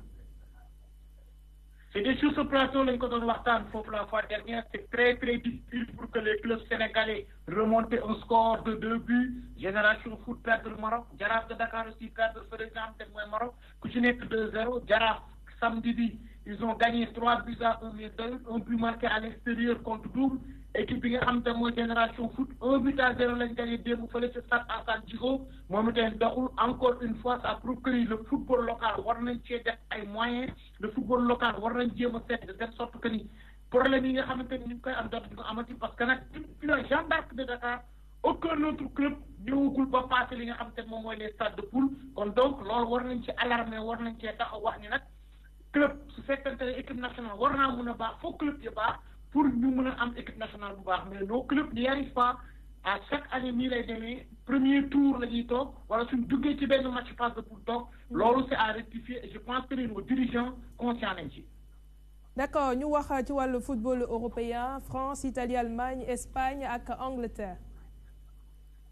Je rappelle juste que ni li nga xamante ni moom mooy les championnats européens le Paris Saint-Germain encore une fois en rythme de champion. Malgré qu'ils n'ont pas joué les 2 dernières journées à Montpellier, à Dijon pour cause des Gilets jaunes, ils ont repris au Parc des Princes face au club de Nantes de Karabouch et de l'ancien de la maison Valide Anilozzi, 1 but à 0. Marseille qui a fait match nul, 1 but partout. Et cette équipe de Thierry Henry qui ne marche pas bien là, Monaco qui a été battu par le dernier Guingamp, 2 buts à 0. Fële nga xamante ne moom mooy Italie nag la Juve en roue libre Napoli son second mais leneen li nga xamante ne mën nañu koo ràññee moom mooy en Espagne toujours le football club de Barcelone et bien Real de Madrid aussi pareil et l'autre côté moom mooy du côté de l'Angleterre li ñu mën a ràññee mooy les leaders moo xam muy Manchester City a été battu à domicile par l'équipe de Crystal Palace 3 buts à 1 ki nga xamante ne moom mooy Chelsea aussi a perdu à domicile 1 but partout. Ça fait les affaires de l'international sénégalais Sadio Mané. Ils se sont imposés vendredi 2 buts à 0. Certes, il n'a pas marqué, mais ils sont leaders du championnat d'Angleterre à 4 points d'avance sur l'équipe de Manchester City de Pep Guardiola. di wax ni rek les autres championnats dañuy jël li nga xam te mooy seen trêve le championnat de France reprend le 12 janvier championnat bi nga xam te mooy Allemagne reprend le 13-14 Italie pareil vers le 13 vers le 11 mais c'est seulement le championnat d'Angleterre qui va continuer à jouer avec le Boxing Day, le fameux Boxing Day. Ils vont jouer demain, ils vont jouer le 28, le 29, ils vont jouer le 1er, le 2. Ça prouve qu'ils ne vont pas se reposer. Lors montant du le Boxing Day. Merci beaucoup, Président Mbaye Sène. Le reste de l'actualité sportive que vous pourrez retrouver sur sportinter.tv. Foofu nag nga xamante ne nii moom mooy administrateur bi xam naa monsieur le ministre lay boole rek pour mu comprendre kër gi daa am ñaari gouvernement. benn bi président Mbaye Sène moo ko jiite beneen bi Mansour Sall donc fii moom lu amul fenn fi am man nag ci gouvernement Mbaye Sène laa bokk moo tax may wax président Mbaye Sène alors léegi Père Sall ñu bàyyi la rek nga sànni dara ci mu doon wax sànq ci wàllu nekkinu liggéeykat yi mais également taxawaay bi nga xamante ne liggéeykat bi am na ko ni ki employeur bi pour que ñëpp mën ci gis seen bopp. xam nga Olof Ndiaye dafa am lu muy wax dañuy fi nga yaakaar wàllu rek boo yuuxu fa ngay féetale sa gémmiñ mooy waral léeg-léeg gars yi bu ñu jógee di doxu ñaxtu man damay jàpp ni dafa am loo xam dafa nekk seen biir ñu nekk mbooloo du xeex benn nit ñun nañ jóg joxante ay loxo pour yuuxu newoon naa ne fii yuuxu ñaari wóoy moo am wóoy bi jooykat bi wax ak wóoy bi woykat bi wax mun na ñëw nuroo mais du doon benn bi jooykat bi wax dafa am loo xam ni xëy na mi ngi nekk ci fi muy liggéeyee mu yaakaar ne bu yuuxoo ministère bi nga xam ne ñoo yor wàllu liggéey parce que man loolu dafa am solo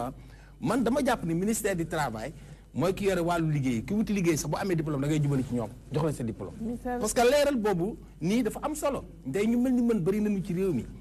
donc ministère du travail fonction publique am nañu ministère bu yor wàllu emploi voilà léegi nag yooyu moo tax xam-xam bi macha allah ni mu koy leerali nii dafay am solo parce que kilifa yu mel ni bu ñu leen amee ci plateau léeg-léeg ñuy wax pour xam-xam bi di génn nit ñi di ko mën a jariñoo pour que xamul woon xam dafay am solo moo tax dañuy rafetlu toujours ni muy argumenté mais ki nga xam ni moom dafa xiif comme ni ma koy waxee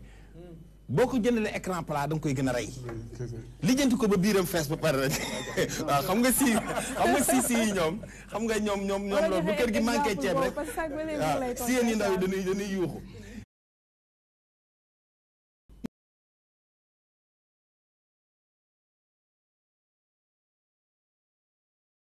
nit di suul loolu mooy problème bi mooy nit ñi dañuy demee ak xol bu rafet am yéene bu rafet te bàyyi sama na nga wàcc ma yéeg loolu du doxal réew parce que ñun Sénégal rek ñun ñoo am benn esprit dañ lay faral 8 heures nga toog ci 16 9 heures ñu commencé laa wàcce naan la wàccal amuñu patience léegi nag mooy waral léeg-léeg yuuxu yi di bëri ba ku nekk bitim réew da nga naan Sénégal la ngay toj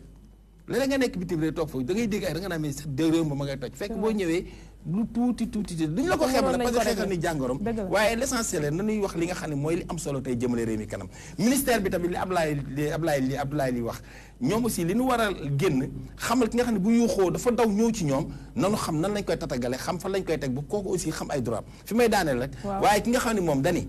waykat bi sax da ko wax yàlla da lay bind jël sa wërsëg jaarale ko ci keneen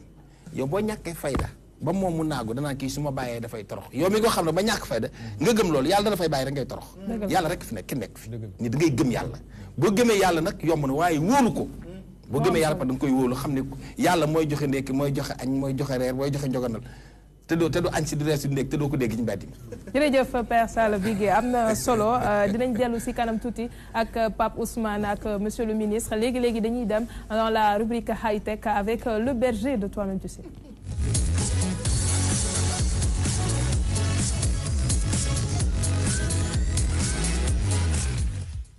alors sama berger bii nii amul nag amul jur amul dara moo tax ma tuddee ko berger Toi-même tu sais ndax ñun nagul nañ ko. mais Ardo danga may baal sax. xam nga am na Ardo bu nekk ci làmb ji mooy Ardo amul bëy du la may nag du la may xar du la kii alcool ak dakin rek la lay may mooy Ardo. Abdoulaye alors ñu ñëw aussi la première actualité une pilule Bluetooth que vous pouvez commander avec votre smartphone. waaye juste pour dire que li ministre doon wax sànq actuellement monde bi dafa toll fi nga xamante ni ñun ñi fi nekk dañoo am chance bu rëy imagine benn pilule bi nga xamante ni on commande ça par Bluetooth donc benn pilule la waa MIT mooy Massachusetts Institute of Technology ñoom ñoo ko développé donc benn forme Y la am pilule bi da nga koy naan boo ko naanee donc yow yaa koy contrôler ak sa téléphone portable. donc amul conséquence sur la santé. oui bon am na conséquence amul conséquence mais xam nga la moo ko tax a jóg.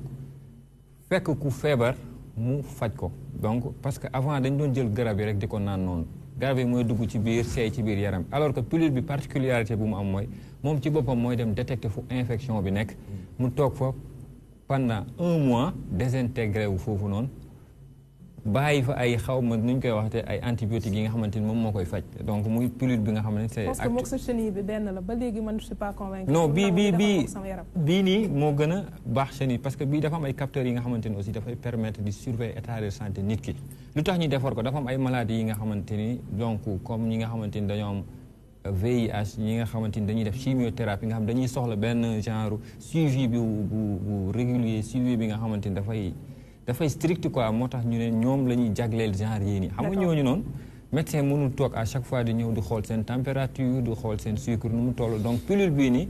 dafa am ay antenne dafay connecté wu directement ak téléphone bi donc dafay récupérer les informations de telle sorte que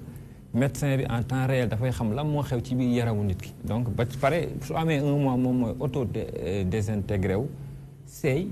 dem comme ñam yi fu muy dem rek voilà. dafa nga préciser la. alors pour dire que dans 2 ans lay disponible donc pare na dañ ko nekk di parfaire. j'espère que dinañ ko gën a retravailler ba mu géew teel a génn. alors une start-up alsacienne invente le pansement connecté qui détecte et soigne les infections. waaw toujours rek ci même lancé bi quoi jéem a yokk technologie avancée bi bii moom bon dina baax ci ñun Sénégalais yi comme ni ñu ko waxee benn pansement la mais pansement bi lu ci particulier mooy moom aussi dafa intelligent donc boo ko jëlee nga taf ko sa yaram pansement bi aussi dafay détecter. sa góom bi fan la état de yàqute bi toll donc pansement bi aussi moom moom mooy générer ay antimicrobiens yi nga xamante ni moom mooy ñëw di faj sa yaram bi. donc muy benn start-up bu nekk Alsace yaakaar naa yéen ñëpp xam ngeen ko benn dëkk la bu nekk fële ñoom ñoo ko kii. léegi pansement bi lu ci gën a neex mooy dafa ànd ak benn bouton donc bouton intégré bi nga xamante ni moom mooy connecté wu ak smartphone pour échanger ay données ak ki nga xamante ni moom mooy utiliser le smartphone ak le pansement. donc boobu aussi am na la possibilité de détecter su fekkee nit ki dafa feebar mu faj ko directement su fekkee ne yaramu nit ki dafa am ay nu ngeen koy allergie aussi mu sécréter ay anti-allergie de telle sorte que affaire bi dama ay effet négatif ci yaramu nit ki. donc il vit il respire tout ce qui est numérique moo tax lépp la bëgg a jël suñu dënd bi changé ko bàyyi ñu def suñu format yi ñu doon am standard yi nga xam ne wóolu nañ leen les pansements dem ca médecin mu génne. lii di comparer sa coton yeneen. mais est-ce que xam nga ne pour defal ñu pansement bi xalaat moo tax instant yi nii ñu rafet. nice ci télé bi nii c'est parce que lumière yi dafa évoluer ba toll fu mu toll fi xam nga sànq monsieur le ministre dafa jox exemple bu neex avant boo maquillé woon ba ñu teg la lumière yi dangay yaakaar ne ngalax lañ la sotti tellement que xool nii lay jaar di dem léegi nag ñu ngi taal lumière yi yaa ngi tàkk di nice gisuñu ngalax bi gisuñu dara xel xamul da nga maquillé gisoo maquillage buy sottee ngalax la lay ci wa alors ñu ñëw si chronique bi l'appli Quality Time en vrai digital. voilà xam nga digital jet mooy nu ñu koy waxee en français sax jet mooy régime donc régime digital jet régime c'est-à-dire ñi nga xamante ni dañoo accro la semaine passée indoon naa fi benn application bu tudd Philippe D boobu nga xam ne da doon bloqué application bii c'est la même chose par contre bii moo gën a évoluer pourquoi parce que bii nii boo ko téléchargé def ko ci téléphone daf lay permettre nga xam temps bi nga xamante ni yaa ngi koy perte ci sa téléphone portable c'est-à-dire dafay émettre ay rapport c'est-à-dire tey boo duggee WhatsApp génn da koy noter donc mun na laa wax tey ci journée bi dugg nga WhatsApp 450 fois Facebook 500 fois et cetera et cetera li ci gën a particulier aussi am nga possibilité bloquer ko am nga possibilité wax tey jii su ma yeggee 2 heures de temps bu ma permettre rek mu dugg WhatsApp su ma xoolee sama téléphone portable pendant 30 minutes bu ma am possibilité dugg ko bii aussi am na ay fonctionnalités yi nga xamante ni parents yi aussi à distance mun nañ créer benn genre communauté ñoom ak seeni 3 doom donc à distance ils pourront désactiver les téléphones et les applications donc muy Quality Time benn application bi nga xam ne c'est disponible encore une fois sur Android en même temps sur iOS toujours ci lancer wàññi utilisation téléphone portable yi en classe voilà ci bërëbu liggéeykaay. Merci beaucoup Abdoulaye Ly pour sa rubrique high-tech dañuy dem seetaan une page publicitaire doogay dellusiwaat pour la deuxième partie de l'émission retrouver Awa dans sa rubrique culture ak OMG mi ma doon wax sànq ne mooy meilleur artiste de l'année bu leen fàtte monsieur le ministre du travail également avec nous ñuy remercier Michel Diène ak Abdoulaye Ly léegi ñu dellusiwaat ci plateau bi.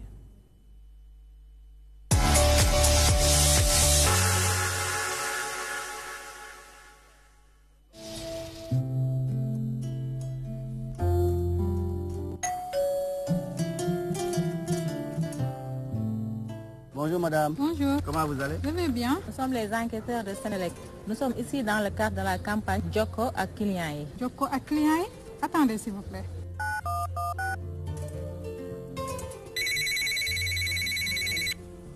Allô chérie? Allô oui chérie. Les enquêteurs de Sénélec sont là.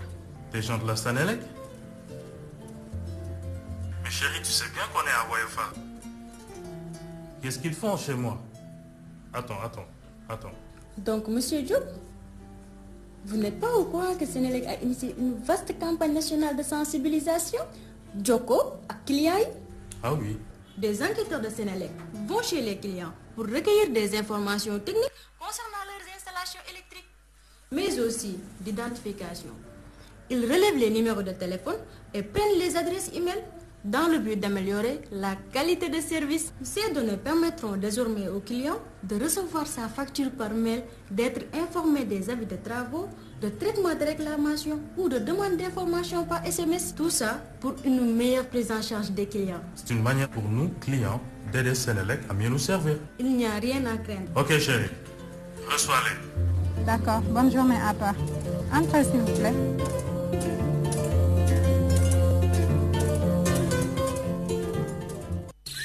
Puisé au cœur de la Casamance dans une nature sauvage et parfaitement préservée, filtré naturellement par plusieurs couches de sable fin qui lui confèrent une minéralisation équilibrée et une douceur exceptionnelle, la casamançaise est une eau minérale naturelle, légère. J'aime qu'elle soit issue de la nature comme un cadeau. La casamançaise, naturelle comme j'aime.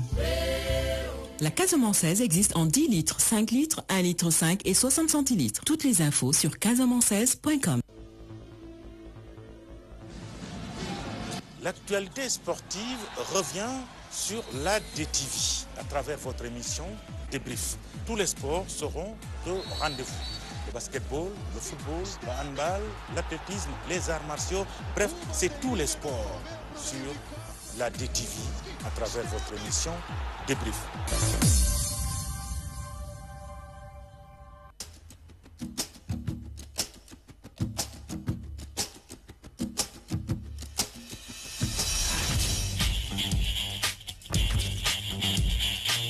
Dans le monde impitoyable de la haute couture, Maria Gianni est toujours la meilleure. Va te faire voir. Elle exige la perfection sur son podium. Belle, c'est pour les top modèles, ce qui est loin d'être son cas. Et ce qu'elle fait dans les coulisses est tout sauf joli. Ça devient de plus en plus chaud. Espèce de salaud! Il peut le faire en espagnol et en anglais. Arrêtez de me suivre comme un petit chien. Que faites-vous ici? Oh, vieille truie! Tu ne me fais pas peur, grand-mère. T'es vraiment bonne à rien. Vous êtes vraiment une belle garce, vous le savez, ça?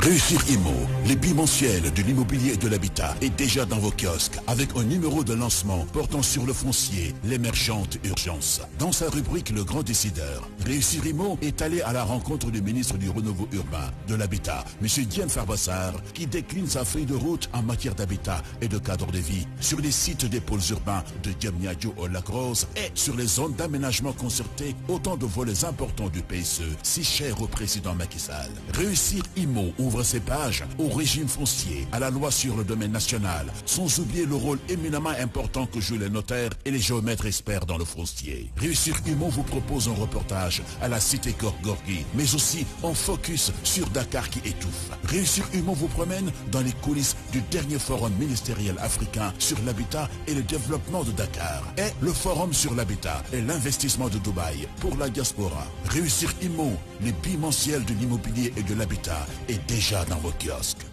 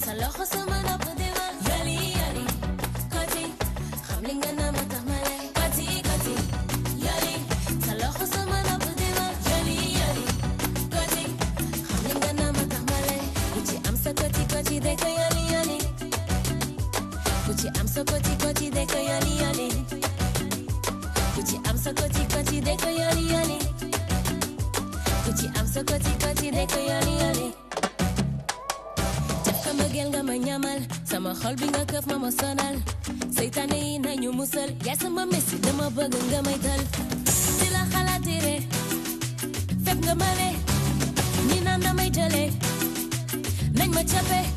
doy nga xarit doy nga àndandoo bu ma ñëpp bàyyee naa la dese mag yow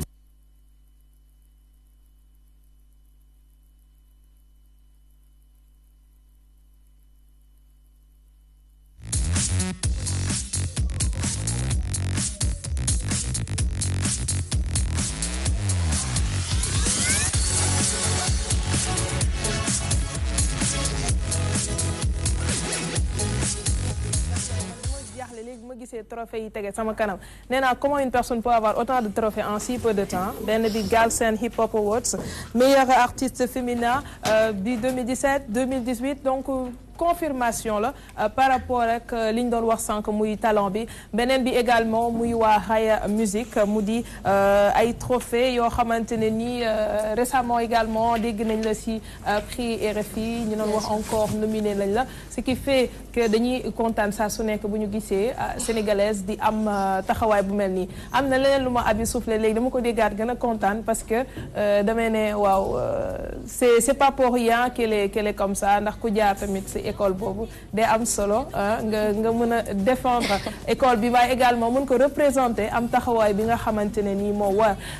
di rafetlu également le fait que mu nekk tey si plateau bi ak ñun mu di invité bu Awa Ba pour sa rubrique culture maa ngi ko doon wax sànq mu nar a waxtaanee rek li nga xam ne mooy engagement jeunes yi ci biir musique bi ndax dafay am solo ñu koy soulever OMG bii son moom dafa mel ni bokk na si yi ma gën a dégg nit yi kii ko si yow. waaw bien sûr waaw déjà maa ngi lay nuyu di nuyu ñëpp ñi nga xamante ne ñoom laa bokkal plateau di nuyu également téléspectateurs ou TMT toi-même tu sais. donc waa Koti Koti nekk na li nga xamante ne je pense que 2017 bi moo lancé OMG parce que OMG ku ko xam la plupart ci rap lañ ma xamee depuis 2013 je faisais du rap donc en 2017 j'ai choisi de faire un autre style muy afro mbalax. Donc Koti Koti a été très bien apprécié nit ñi bëgg ko jël ko seen bopp et depuis lors aussi je fais ce genre de musique tout récemment am na benn bu génn bu tudd ñu dem mairie. su ma ñëwee si ñaari trophées yi déjà Galsen Hip Hop Awards maa ngi naan 2 années d'affilée nga am encore même trophée bi day wane rek quelque part ne fa nga tegoon sa loxo yëkkati woo ko. effectivement Galsen Hip Hop Awards nekk na événement boo xamante ne nii c'est pour les cultures urbaines pour rap la donc pour récompenser ñëpp ñi nga xamante ne dans l'année vraiment génne nañu ay produits et que également li ñuy liggéey qualité la donc l'année passée j'ai gagné le trophée de meilleur artiste féminin ren également ma gagné ko li ñuy wax rek mooy maintenir le cap nekk ci benn constance wala am évolution man loolu laa gëm donc loolu moo waral tey ji trophée bi ma gagné ko daaw gagné ko ren j'ai gagné ça l'année passée je me suis dit cette année il faut aussi que je le gagne encore donc il faut que je travaille doublement que l'année passée il faut que me propose nit ñi loo xamante ne nii c'est plus que je leur ai donné l'année passée pour pouvoir gagner le trophée et c'est ce que j'ai fait. Awa. Voilà donc OMG nga démarré nag li nga xamante ne mooy musique en 2013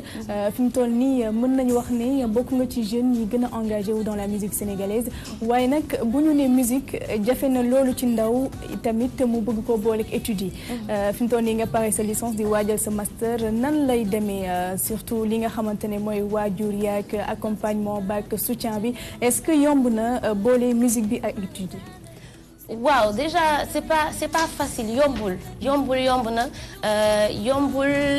si boo amulee organisation mais yomb na si boo amee organisation ak planning donc man sama école maa ngi leen di nuyu au passage ici fa lay jàngee donc communication journalisme lay def daaw laa doon def licence mais c'était pas évident parce que parfois da nga daan dem ay soirée wala nga dem ay concert mais daf ma daan jaral également ma yeewu 8 heures dem jàngi parce que man maa décidé jël yoon boobu maa ne papa def ne ma na nga jàng peu importe ce que tu veux faire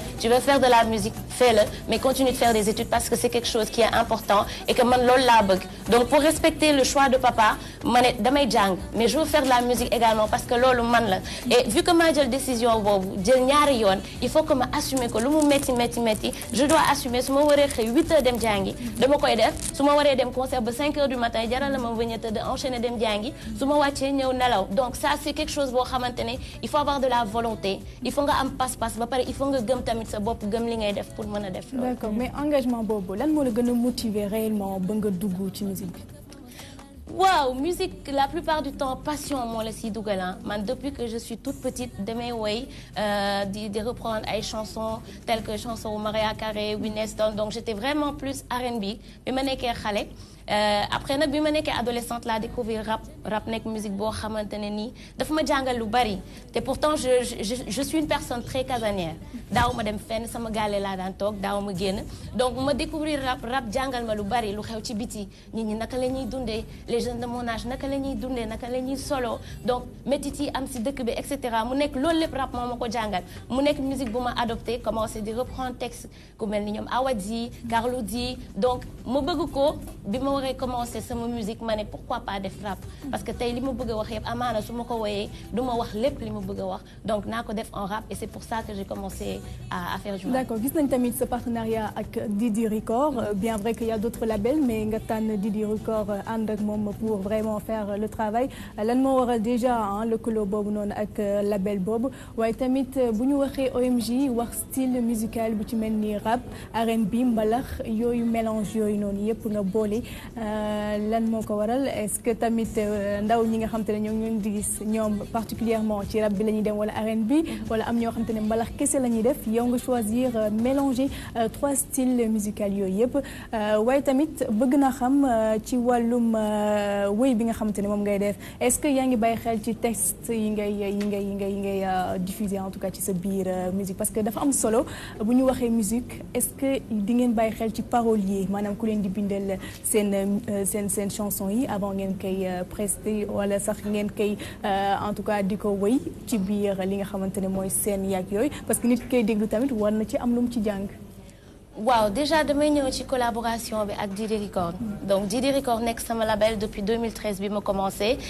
parce que ñoom ñoo ma lancé mën naa wax loolu dama doon def ay chœurs pour un rappeur bu tuddoon Nevada j'étais pas vraiment dans la musique instant boobu maa ngi woon lycée donc je faisais juste ça par plaisir ba ma demee nag di ànd ak moom di enregistrer Didi Record la benn waay bu tudd Ahmed mooy producteur bi foofu mu gis ma sama voix neex ko mu ne ma nañ commencé liggéey te man dama gëm que ne boo nekkee ak ay nit ñu gëm la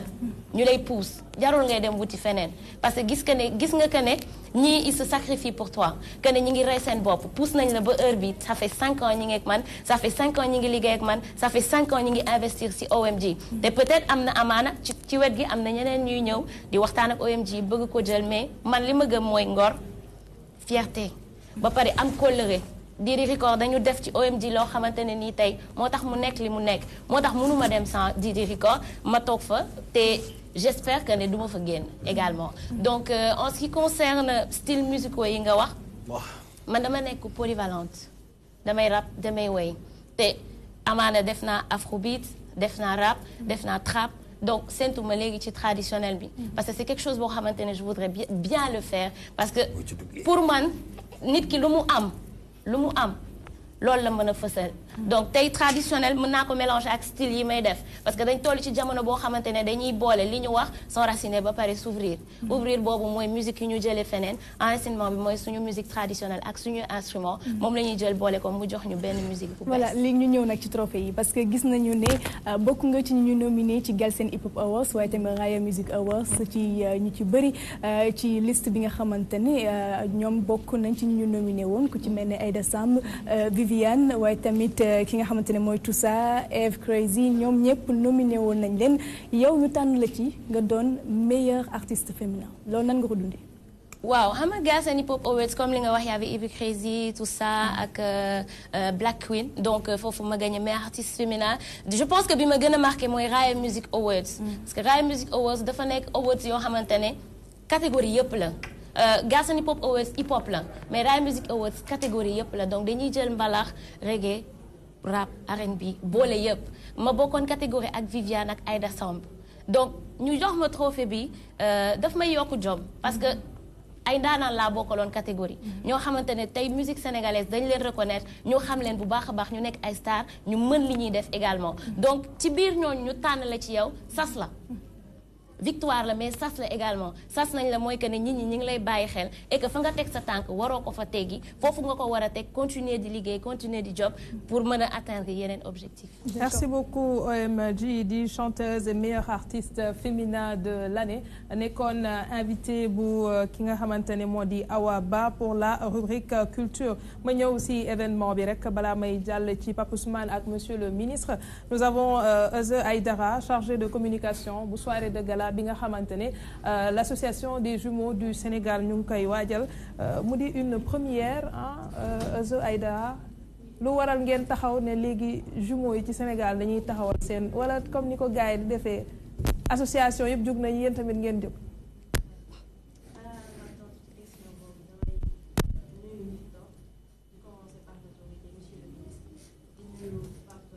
alors dinaa ñëwaat léegi nii si yow parce que ñu ngi may def signe ne ñu xoolaat sa micro xaw ma na sa micro la wala yow yaa waxul bu baax mën na am tamit añul mën na am moo tax dégguñu ko léegi dinañu ñëwaat ci moom mais damay ñëw ci Pape Ousmane Cissé comme je le disais tout à l'heure comme nous avons le ministre du travail des organisations professionnelles relations avec les waaw dafa bëri moo tax benn rek laay bëgg di jàpp ak dialogue social lépp Pape sa invité. mais monsieur le ministre lan nga mën a wax pour rassurer bii moom professeur bi laa wala jàngale maanaam 40 000 étudiants yi nga xam ne tey diggante FEPES ak gouvernement koppar yu ñu leen war a fayuñu leen seen année scolaire ñu nar ko perte nii franchement te sànq yaa ngi wax ni boo jaaree jam ñaajo fépp mu ngi bouger ci réew mi nga bàyyi le capital humain te mu fondamental ci PSE ndaw yooyu ñu war a tabax tey fi ñu toll si seen réew ñu xam lan la jàng représenté. lan nga mën a wax pour rassurer est-ce que vous êtes fier tey boo gisee gouvernement tëlee fay ba ñooñu tey ñu bëgg hypothéquer li nga xam mooy seen avenir. Ce que je voudrais d'abord dire c'est que ces étudiants-là doivent avoir la certitude que seen étude si yàlla andee ñu leen compromettre. Deuxième chose constat gouvernement bu nangu pour bañ a bàyyi en rade yenn si bachelier dugg leen si structure privée leen di fayal quand même boo seetloo bu baax a wax si àddina bu amee tam du lu bàyyi. waaw mais bu amee. ak fi mu toll nii waaw. problème bi mu ngi résoudre ndax xam nga ne am na gap bu ñu annoncé woon yaa ngi suivre tam courbe déclinante bi maanaam li ñuy jot a jox déjà si yàlla àndee ñu ngi nar a dugg dans quelques jours ci année bu bees. Il faut suivre tout ce qui se passe en même temps et mettre les choses ensemble. yaa ngi suivre tam évolution cours baril pétrole bi j'espère que yaa ngi koy suivre parce que tout est lié tout est lié pétrole bi dañ ko naj ci réew mi pour yërëm bépp doomu réew mi pour njëg yi bañ a yëkkeeku loolu am un retentissement économique bu extraordinaire boo xam ne dañuy jàll rek duñ ko mesurer en France il y a des choses qui se passent lan moo élément déclencheur nous avons fait d'autres choix contenir les prix. Nous avons fait des choix ci bourse étudiants yi nous avons fait des choix ci ticket yi je parle de tous les étudiants de manière globale loolu lépp ça a eu un coût qui s'est vengé un peu sur suñu. mais loolu waroon ko mën a xalaat mu doon loo xam da ngeen koy maîtriser parce que tey on peut être d'accord maanaam ngeen jël ay choix am yenn yi ngeen bàyyi pour ñenn ñi mais loolu aussi dafa war a doon benn choix bu réfléchi derrière que ñu xam ni lii bu ñu ko defee conséquences yi mën na jur lii yërëm tërëm nit. ba à la limite nga mujj ko gaañ tamit monsieur le ministre pour man loolu aussi war nañu ko bàyyi xel. que état bi a commencé par le président de la République day réfléchir de manière fondamentale du nelaw du noppalu. d'accord bu réfléchir ba non du question du loolu. bu réfléchir ba 40 000 étudiants nekk ci mbedd bi xamuñu ba xam kañ la ñuy reprendre loolu aussi dafa xaw a du ñàkk il faut voir où est-ce que les problèmes yi xam nga lii suñu problème. bokk na si on prend les choses n'est-ce pas au quotidien on ne voit pas la racine du mal fu ñu jógee xam nga ban problème la ñu am on a eu un retard extraordinaire en termes de construction de structures universitaires xam nga ñàng doo xëy ne nii pour mu sotti dañ koy waajal bu fekkente ne population baa ngi ful di yokk école yu suuf tànk maanaam xale yu élémentaire baa ngi yokk lycée yaa ngi yokk bu fekkee ne tabaxoo ay structures universitaires publiques yu adapté pour accueillir flux boobu di nga am problème régime bi kat loo ko contre di nga reconnaître que 2012 la ñëw aux affaires bi ñëwee 2012 ñaata université lañ ci fekk est-ce que li ñu waroon yëpp en tant que pays def nañ ko depuis boobu qu'est-on en train de faire. Je retourne encore à la je reviens à la question waaw xam nga ne contenu bi tam mu ngi aajo ci recruter ay jàngalekat yoo xam ne am nañu profil de l'emploi loolu tam lan la ci régime bi def am na lu ñu fi fekkoon lu baree bari dañuy jël nit boo xam ne daal tàggat bi demeewul noonu lijaasa yi sorewul noonu ñu jël ko ne jàngalekat coobare la loolu dañ ko changé bu baax a baax il faut nga am benn licence benn niveau bi pour ñu recruter la en tant qu'enseignant ñooñu enseignant léegi amatul ay enseignant seconde catégorie yoo xam ne dañ leen di may as tuut ak yooyu ñoom ñëpp ñoo bokk dignité ak yooyu dañu ne sax temps bi ñu passé ci système bi doon ko jàngale ñu ne ay coobare lañu dañ leen koy fay muy volume xaalis bu bari ñu ngi def ay effort yu prodigieux ci wàllu enseignement dañ ma ne que pouvons-nous dire à nos compatriotes jeunes qui sont dans ces structures privées pour les rassurer. Nous leur disons que nous avons misé sur la jeunesse. Nous savons la valeur de l'enseignement. Nous ne les laisserons pas tomber. Merci beaucoup, Monsieur Samba Sy. Professeur Samba Sy, c'est la ministre du Travail, du Dialogue social, des organisations professionnelles et des relations avec les institutions, en espérant tout simplement que ñu bëri ñu meloon ni ñun buñ ko déggee tey gën nañu xam lan la ministère am di toppatoo ñu war a ñëw ci ki nga xamante ni moo di Euzeu Aïdara waaye Euzeu Aïdara maa ngi ko doon wax sànq ñu ngi waajal soirée de gala boo xamante ne nii les jumeaux du Sénégal ñoo ko taxawal lan nga ñu mën a wax ci événement boobu nga xam ni yéen a ngi koy waajal ak kañ lay am. D'accord merci Aham di nuyu bi ak ñi toog seen biir kër yi di ñu seetaan association des jumeaux du Sénégal mën naa ni tey su ma koy defoon dama naan bokkul ak yeneen association yi parce que au début sax dañoo ne woon du ñu organiser soirée du ñu organiser dara lu jëm ci loo xam ne c'est folklorique dañuy def lépp dañuy jéem a dox ci lépp loo xam ne social lay doon lu mën a dimbali les jeunes jumeaux yi nga xamante ne seen loxo jotul seen ginnaaw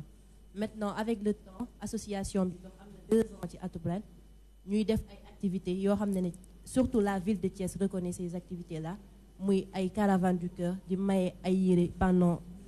période seddaay bi di xool jumeaux yi feebar ñu leen di jéem a faj ci ñun suñuy propre moyen. D'accord maintenant comme association bi dem na ba jéggi Thiès dugg ci région yi dem ba ay Mbour ay Tivaouane commencé Touba Saint-Louis ñu commencé bari ñu ni pourquoi pas ñooñu aussi am droit wu ñëw ñuy dajaloo ci loo xamante ne daf ñuy permettre bu ñu ko defee benn activité dina am ay recettes yu ñuy permettre encore ñu mën a subvenir ci besoin association bi ñu ne dañuy organiser dîner de gala léegi dîner de gala boobu lépp lu fa mënti génn muy ticket yi ñuy jaay dons yi ñuy may homme de bonne volonté yi li ñuy jox ak yëpp ñu defaat ko ci caravane bi ñuy def chaque année. Maintenant à part le 12 boobu noonu le 29 dinañ def randonnée pour santé nit ñi le 30 dinañ may def don de sang parce que dañoo constaté que ni la plupart des gens qui sont dans l'association sont de groupe sanguine O négatif ba ci man mi toog fii nii tey ce qui veut dire que ni ñooñu banque bi soxla na leen te aussi bu ñu ñëwee maye sang dina nekk loo xamante ne dina servir suñu réew parce que loolu moo ñu tax a jóg maintenant le 31 dinañ def conférence de presse pour gën a fësal association bi maintenant le 12 incha allah ñu def dîner de gala pour sargal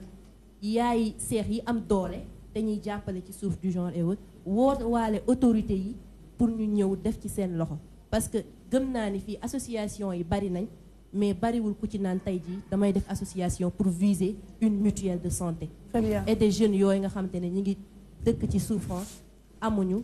et autres. parce que loolu mooy priorité. série d'activités yi nga wax yëpp fa fii lay doon Dakar wala Thiès. non ce sera à Thiès parce que aussi bu ñu demee bay wax association des jumeaux du Sénégal c'est grâce à Faustin Tavares un jeune thiessois bu ñëw créer benn groupe WhatsApp nit nañu xamante parce que ñun ñëpp ay jumeaux lañ. nañu xamante parce que nekk seex dafa neex.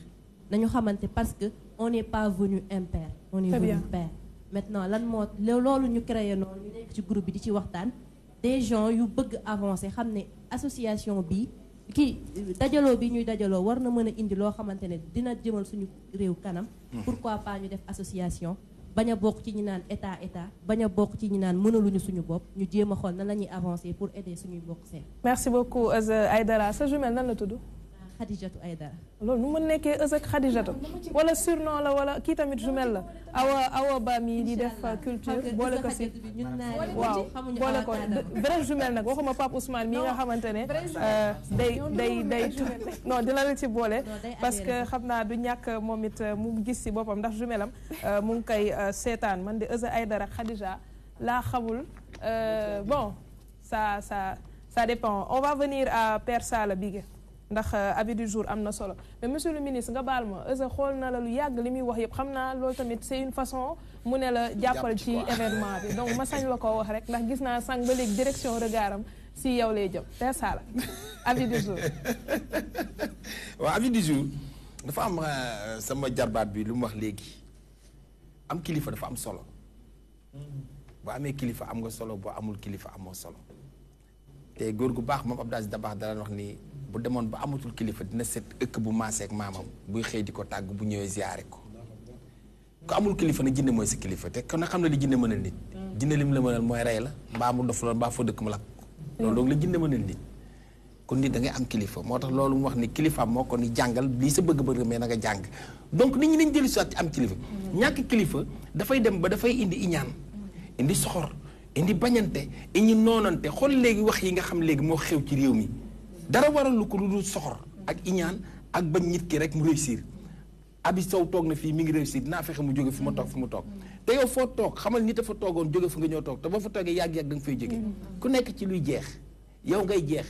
nekk fu dul jeex dëgg-dëgg diggante bi dara xaju fi loolu lu baax nit ñi nañu góorgóor te tàppe xol yi loxo ba dagg na ma ngay dox ba tëj na ma ngay dox waaye xol ba dagg na ma ngay dox kenn gisewu ko Joyeux Noël.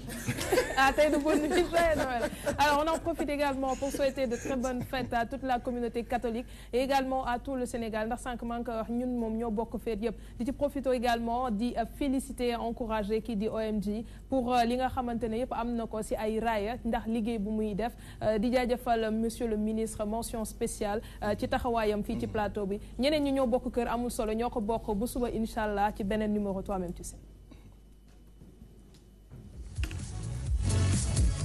Merci beaucoup.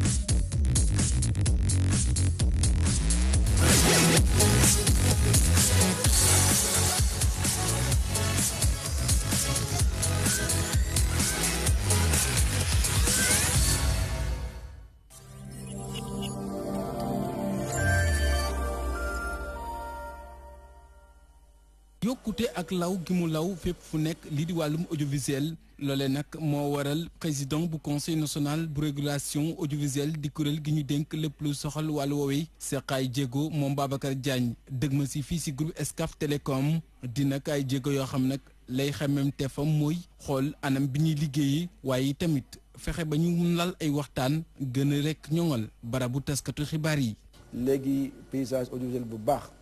da nga gis ñëpp am nañu ay convention signé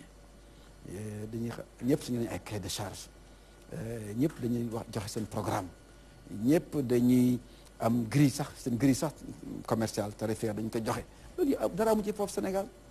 kon Sénégal ñëpp paysage bi di doxe amul dara lu ci jub fi mu nekk nii ñun nag mënuñu xëy rek liggéey